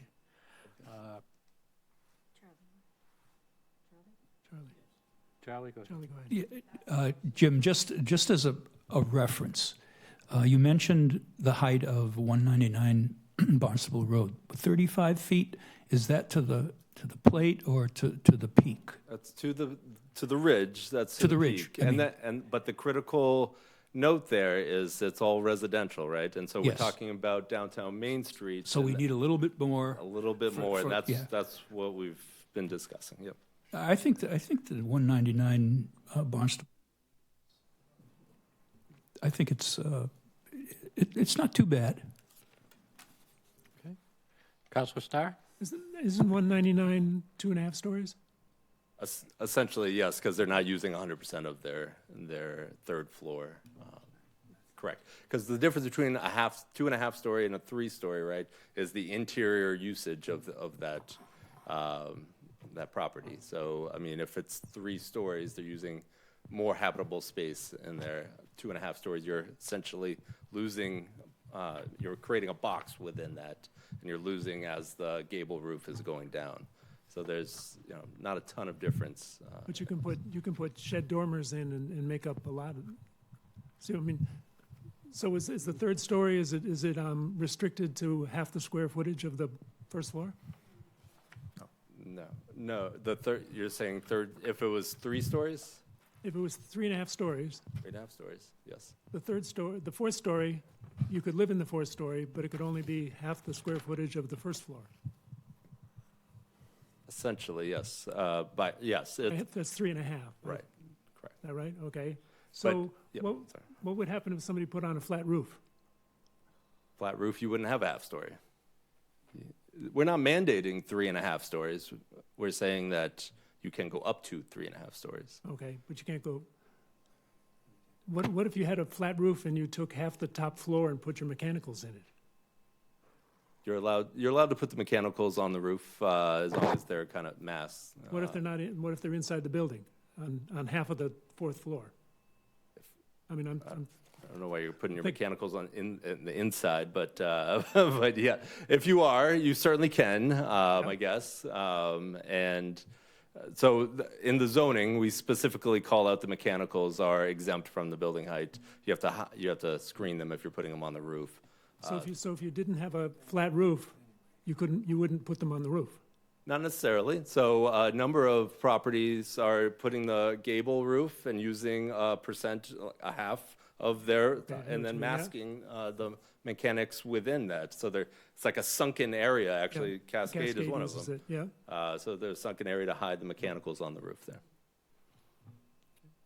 Councilor Scheingold? Yeah, so going back to the last meeting, and I personally, was comfortable with the planning board recommendation.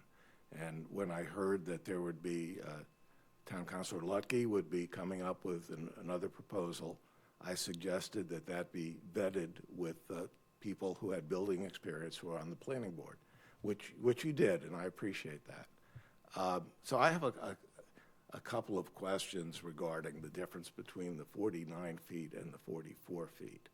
So in terms of the, there's difference in height, so there are aesthetic differences.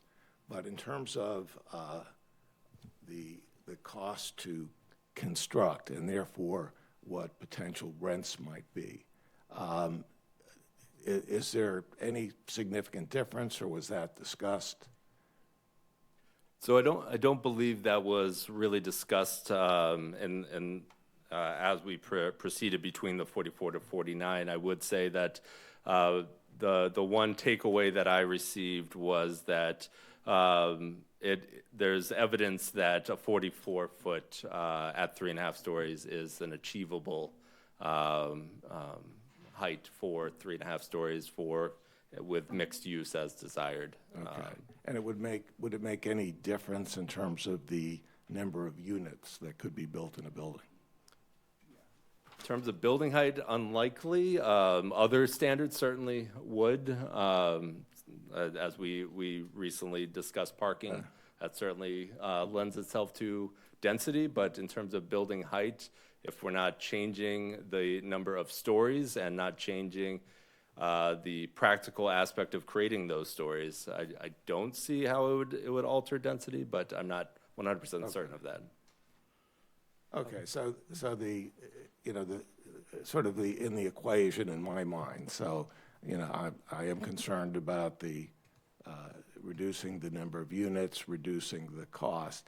It seems is this a good summary that 49 feet is sort of on the upper end of what's comfortable for a 3.5-story building, and 44 feet might be more in the lower end, but they're sort of within a range of reasonableness? Is that a reasonable way to I look think at it? that's a fair statement, because if you went back to the overall chart, show the minimums, which added up to 44 essentially, 44 feet in height. And then the maximum, if you're looking at kind of standard building code, was in the low 50s. So 49 would have been that average area, whereas 44 is more of the minimum standards. Okay. And then the other issue, which frankly I did not hear about until today, was having a separate lower height for the village district. And was that part of the discussion, or did that come afterwards, or that? So, but that's basically reducing it from 3.5 stories to 3 stories. That's correct. Yes. Okay. And and to me, that's something that I think should have gotten more vetting. I don't know whether I'm comfortable with that. I think I probably am comfortable with the work that was done, reducing it from 49 to 44 feet. But, I just wanted to express that before we get into motions. Yeah. Just as a point of information, we are prohibited due to the open meeting laws from going back and forth for more than a quorum. So you've got to be very careful of that. Yeah. Councilor Keene? I have a somewhat different question, Jim. Are there setback requirements here? No setback requirements per the, well, so are you referring to the planning board's recommendation? Yeah. No setback requirements that are different than what's in place now. But right now, the setback requirements are, it could be 0, right? Correct. You're talking about setback of building, right? And not the step back of the 4th floor or anything like that. Correct. Yeah, that's correct. So, which is, I mean, if you think about it, the Cascade building, that's the real problem. I mean, and yes, Council, I know you've been thinking about that one too. Councilor Letsky, did you want to respond? Sorry, we discussed this with Jim, and I'm on the zoning committee, and we said that this would go the same process. Everyone's concerned about setbacks. We've heard it from Bob Schulte. We heard it from several other people. Lisa mentioned it at the corner of Stevens and North. If you've driven by that, it's a little alarming. And so this would have to be something we'd bring forward to the council. It would go to the planning board. But I think there's a great deal of interest in the setbacks.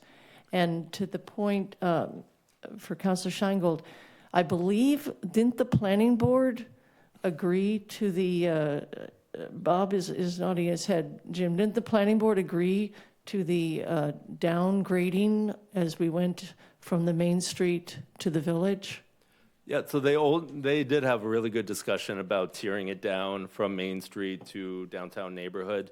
Ultimately, that wasn't their final recommendation, but yes, they absolutely had a lot of discussion about stepping it down Main Street, slightly less for downtown Village, and then slightly less for the neighborhood district, absolutely. Councilor Burdick? I'm not going to move the question yet, so you can call on me. Feel free.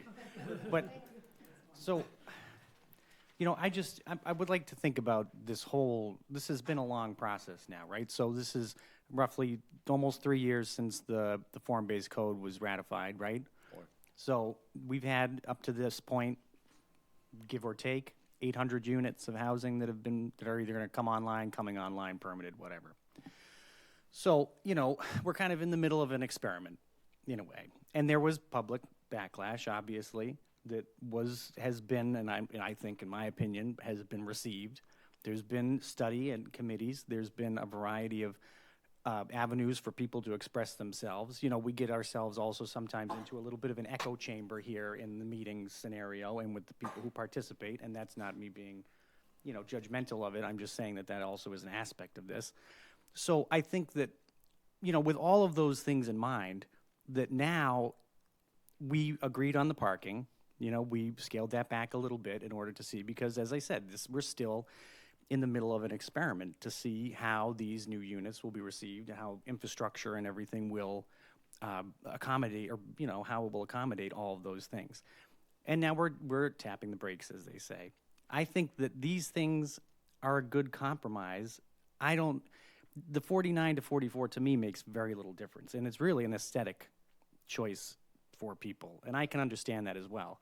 You seem to represent that it will not represent a material challenge to the continuing of some development or meaningful development in the growth incentive zone.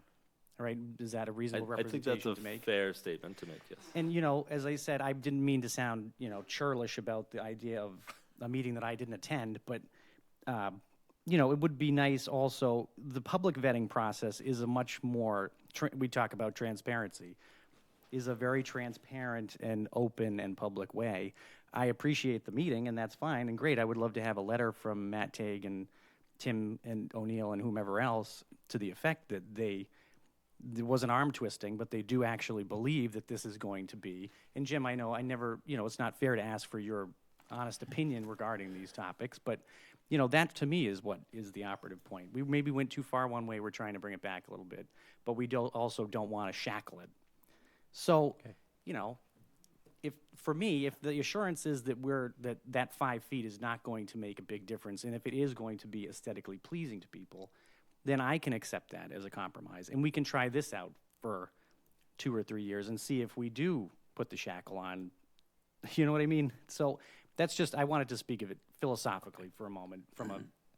Okay, I just wanted to be clear, one thing you said that Mr. Tague and Mr. O'Neill were not there as the planning board. They were there as right. Of course, I understand members that. of the planning right. board with knowledge of buildings. So they could still so they sign really their couldn't name give a and letter say as not the planning as a board. planning board member. Okay. But then also you could say, well, there weren't all the other planning board people there too. Stephen Robichaud, what does he think of it? Or Catherine Finkenstad, what does she think of it? Or whomever, you know what I mean? So anyway, but I was just trying to make a philosophical point based on this conversation. Councilor Crowe? When I came here tonight, I was thinking even lower height, somewhere around 40. But after listening to the discussion tonight and hearing how they actually got together, Betty and some of the people from the planning board, and they think this is a good compromise, and I can live with that. So I think we should I don't want to say move the question, but I think we should get ready to move the question. Get ready So- to. You're not moving the question. I'll take it back. So as I understand it, the question that's on the table is the planning board recommendation. Yes. Correct. That's the So issue. So just be aware of that. Right, so that's the 49 feet. Yes. Okay. So, Councilor Lutke. Well, we're in the discussion, which I think was wisely recommended by the town attorney here. Are we ready to listen to my amendment, or people want to hear the amendment? I am all ears. Well, and to take, and again, Councilor Scheingold, I did want to take it further based on other discussions, I would amend the motion that's on the table to decrease 49 to 44 feet, and to further amend by adding 40 feet in the downtown village. If that's, is that appropriate? Or do you have the language, Jim? Yep. Didn't I, sorry, not going to interrupt. Didn't you say we had to advertise for that separately? Is that, Hold on. or you were going to do it as a, okay. I misunderstood the. Why- But so it depends on what we're doing here. So Councilor Ludke, can I walk through Councilor Ludke's proposed amendment? Okay, thank you. So this is the planning boards, and the planning boards we've gone through. Councilor Ludke's is very similar to the planning board. So it's a lot of words, as Attorney Kendrick mentioned, but I think it's important to just walk through all this so that we are all on the same page here. So section 1 and 2 is really talking about inserting the new definition. But because we can't talk about the downtown neighborhood yet, we have to retain the ability to keep that old definition for the downtown neighborhood for the moment until we work through a similar process and clean that up. So this is section 1 and 2. We're talking about changing the definition for downtown Main Street and downtown Village to the highest point of the roof, so the ridge and the natural mean grade, but keeping the downtown neighborhood to its existing definition. We're also going to insert that graphic that we talked about to demonstrate that to the public and developers that this is truly what the intent is here, building height to the top of roof and to the natural mean grade. And now we are in section 4 and 5 and 6 and so on. We're going to start getting into what I think the council is interested in here. So in the downtown Main Street, we're deleting the word 4 and inserting the word 3 1/2. In section 6, we're editing this now so that it's just 3.5 maximum and 44 feet in height. So this is what Councilor Ludke was interested. This is the difference from the planning board to Councilor Ludke's amendment is 3.5 stays the same, but the overall maximum number from 49 now goes down to 44. And as we continue on in the requested amendment, we're now moving into the DV section. The DV section. So again, we're taking that number 4 because right now it's the same, right? DMS and DV are the same. And DV, it's 4, and we're switching it to 3 stories. And the same thing as we continue on in 10 and 11. We're cleaning it up and changing it now to 3 stories maximum and 40 feet in height in the DV. So that's another difference from the planning board. So the 2 differences in Councilor Ludke's proposal than the planning board's proposal is that in the DMS, instead of 49 feet to the top, it's 44 feet to the top. And then in the DV, Councilor Ludke is interested in changing that to 3 stories maximum and 40 feet in height maximum. So that's the overall motion that would take place if you're interested in considering Councilor Ludke's amendment. Okay. As, okay. As a point of information, is Councilor Ludke's motion or amendment complete in and of itself? Or is it subject to amending the planning board recommendation? So, No, but that's my question. Would I ask him to He could withdraw it. to a friendly withdrawal and then go ahead instead of trying to amend? Yes, and if he was amenable to that, yes. chop that up? if not, we do have language drafted for a motion to amend the Right, motion. but he's asking if But he Councilor could Burke. I will withdraw it as long as you all promise that we're going to be direct. And so raise your hand, everybody. All right, great. So I will withdraw my motion. Okay, so the motion has been drawn to, who made the second? Tom, would you withdraw your second? Okay. Okay, thank you. All right, so now I will recognize Councilor Ludke. Is this Councilor Lucky's motion? Do you have the right one up? That's correct, yes. This is Councilor Councilor Ludke to make your motion. I'm not sure how much I have to read of this, the entire thing. as proposed. All right, well, I will propose, Slowly go through each page so that people can actually take a minute to read or look at it, or anyone in the We just went audience. through it. This is the part I just went through. You could just do each page for a second. Okay.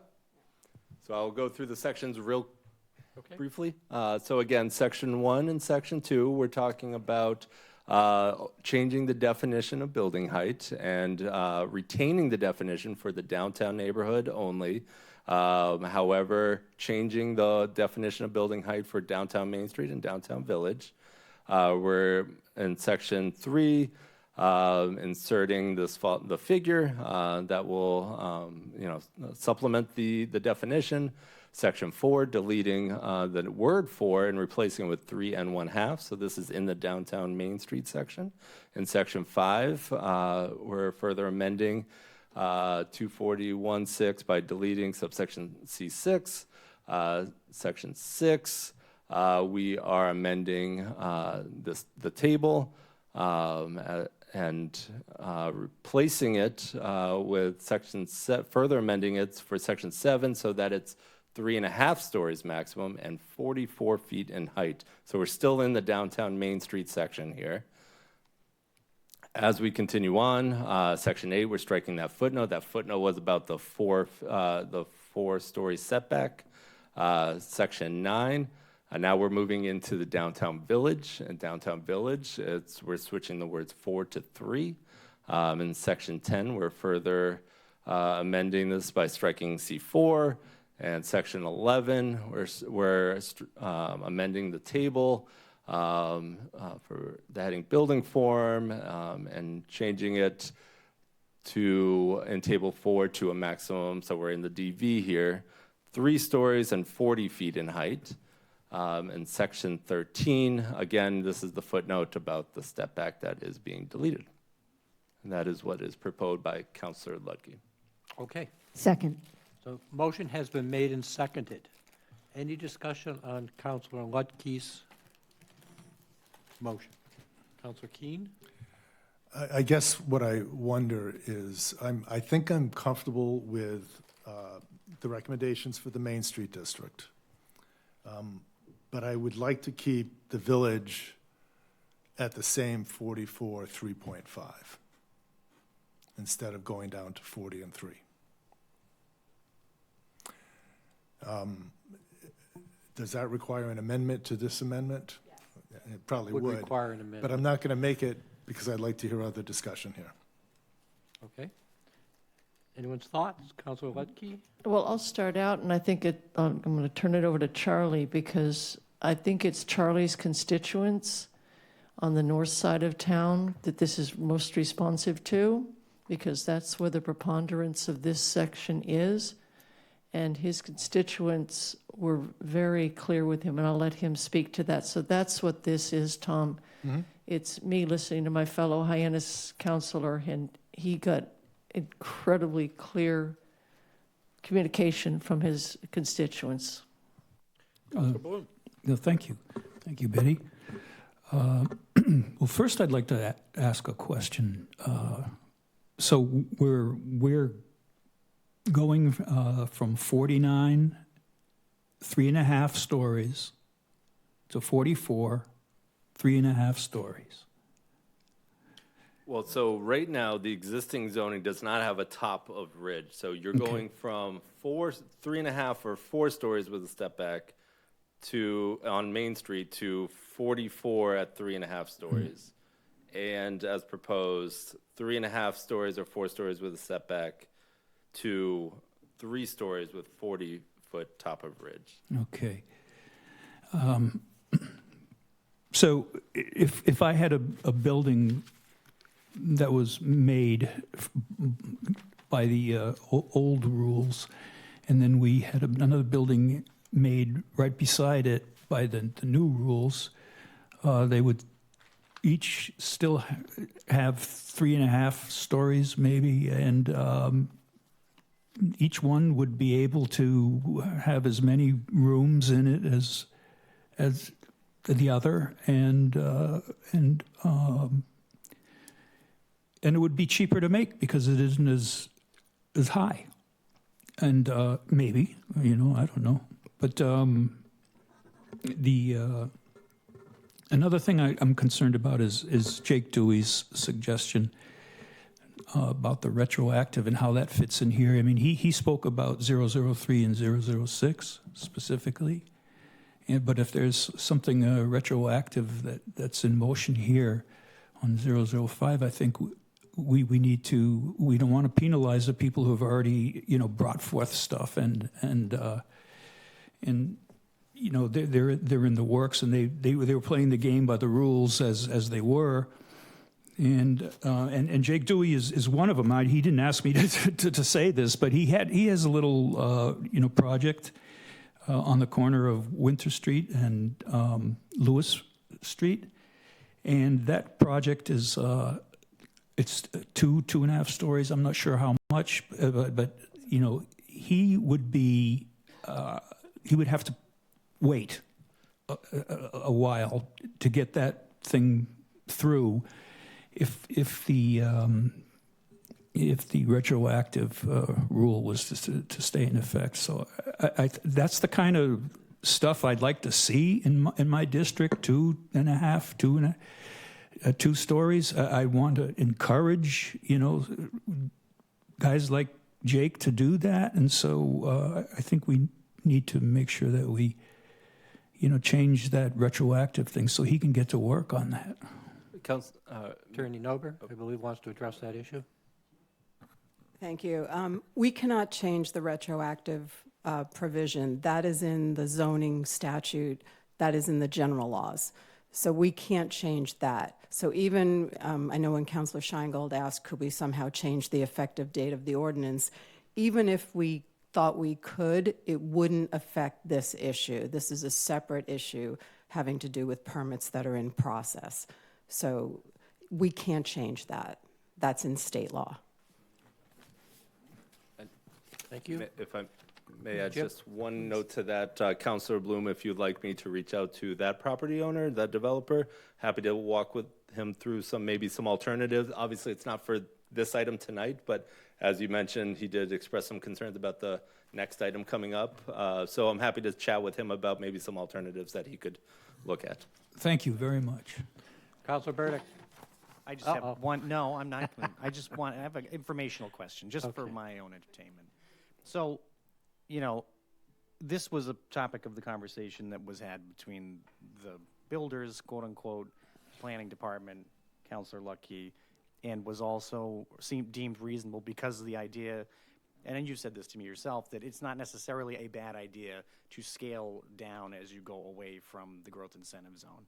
Now, it's been possible for these 3 years to build a building the size of the Cascade Motor, or whatever you want to call it, or whatever, in the downtown village district. But how many of that size and scale have been there up to this point? That is likely the second tallest structure that's been permitted. Everything else is smaller.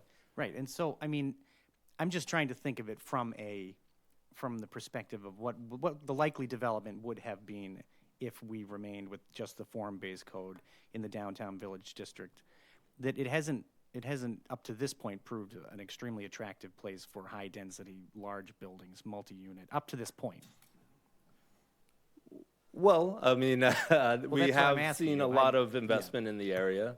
But to your point, I think your point is we haven't seen a lot of 4-story. Yes, I would say that's correct.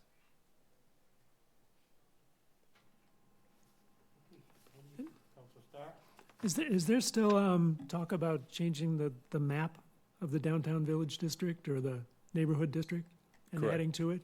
That's on your agenda in 2 weeks. So these districts may change. That's correct. So I thought we were going to wait. I thought we were going to wait. Yeah, Okay, thank you. Any further discussion? Seeing none. Councilor Deleuze?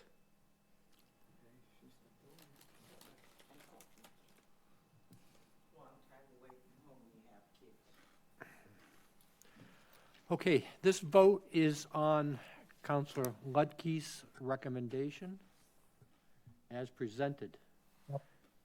We ready for a vote? All set? Councilor Just a question on this amendment. To pass the amendment needs a majority? A majority vote. The amendment's. And then if it does pass by a majority vote, then it needs 9 votes. Item as amended is a 2/3 vote. Okay. Okay, everyone clear on that? Can I ask a question? Certainly. If that vote doesn't pass, what is the? Count, yeah. Okay, if this motion passes, but the amended motion does not pass, what is the consequence of that? Can another motion be made, or are we basically disposed of that for 2 years? You were, you were just 2 years. Yeah. Yeah. And so, you know, there could arguments be made potentially based on, you know, differences in what you were ultimately would end up back before you went a 2-year period of time, perhaps. Is there an exception in this? There's an exception in the statute. 2 years unless what you're approving was recommended by the planning board. But all of these issues, none of these issues, including the one involving the exception for matters that have been recommended by the planning board, they've not been fully litigated. The case law is not clear. So I was of the understanding, I guess I'm wrong, that a motion to amend would require 9 votes. No. So, but, yeah, so this is a situation where you could get a majority, but not get 9 votes on the main motion, and then nothing happens. Correct. Which I don't think would be a good result for anybody, but. right, that's why I was encouraging last time, careful deliberation and consensus, maybe making sure that you have some level of consensus before you actually push it to a vote.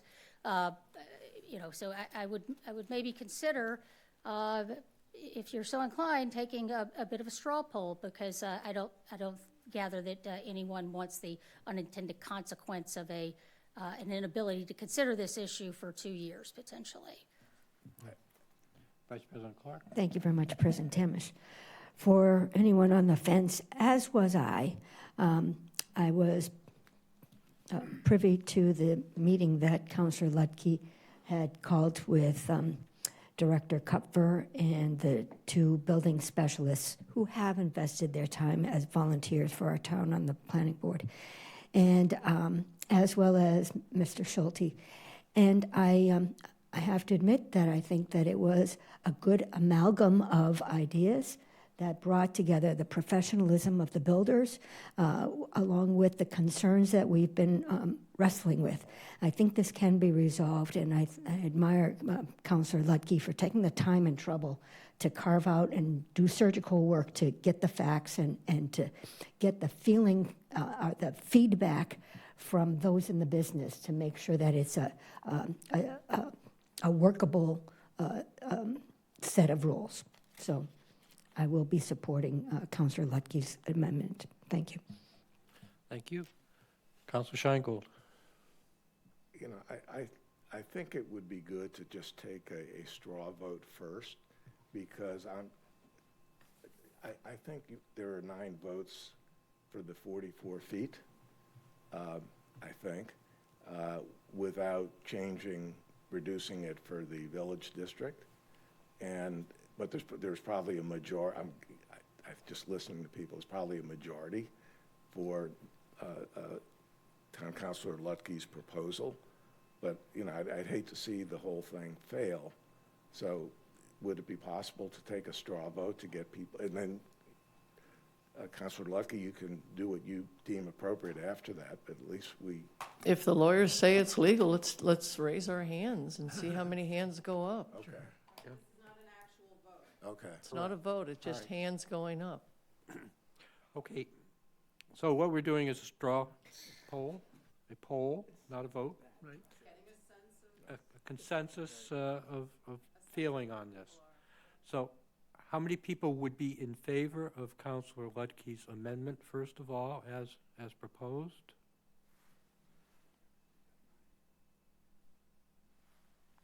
All right, looks like we have 11. Okay. 11? Okay. Excuse me? Is Counselor Penn saying yes? She did not respond. I am here and I am raising my hand. Okay. That would be So, yeah. 11 then to Right, 1. So 11 to 1, all right. So that is on the motion to amend. So if we now go to the main motion, No, that was a straw poll. Now it is an actual vote. It looks like you're going to have enough, right? Okay. I mean, Now that, we that's, okay. that's the You're right, upshot of you're that. right. So this why is don't actually the you motion. actually, This is you now, actually the motion. this is now a vote on the motion. Okay. Okay.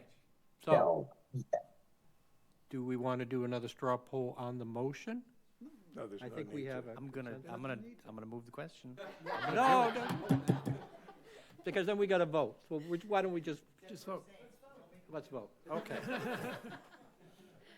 are voting on the motion to amend as presented by Counselor Lutke. Correct. All right. It's on the screen. All right. So, Madam Clerk?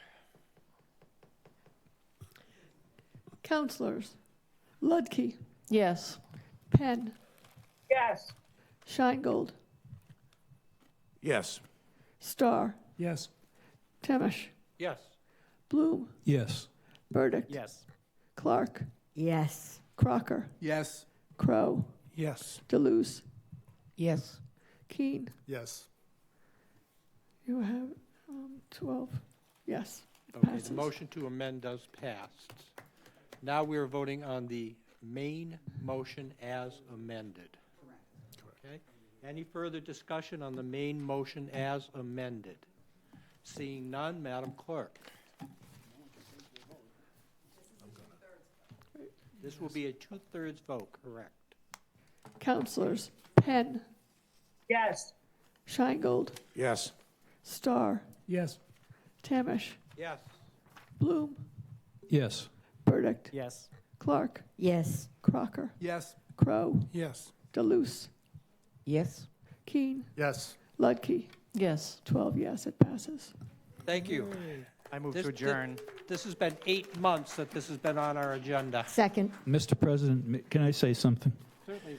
I want to thank my fellow counselors, really from the bottom of my heart, for helping us out here. And Seth, I didn't, most of them are over there, but I want to thank you too. I really appreciate it. Okay. Do we have a motion to adjourn? So moved. Oh, sorry, I did not hear you. Motion made and seconded to adjourn. Madam Clerk? Counselors, Scheingold, Yes. Starr, Yes. Tamish, Yes. Bloom, Yes. Burdick, Yes. Clark, Yes. Crocker, Yes. Crow, Yes. Deleuze, Yes. Keen, Yes. Ludke, Yes. Penn. Yes. Thank you.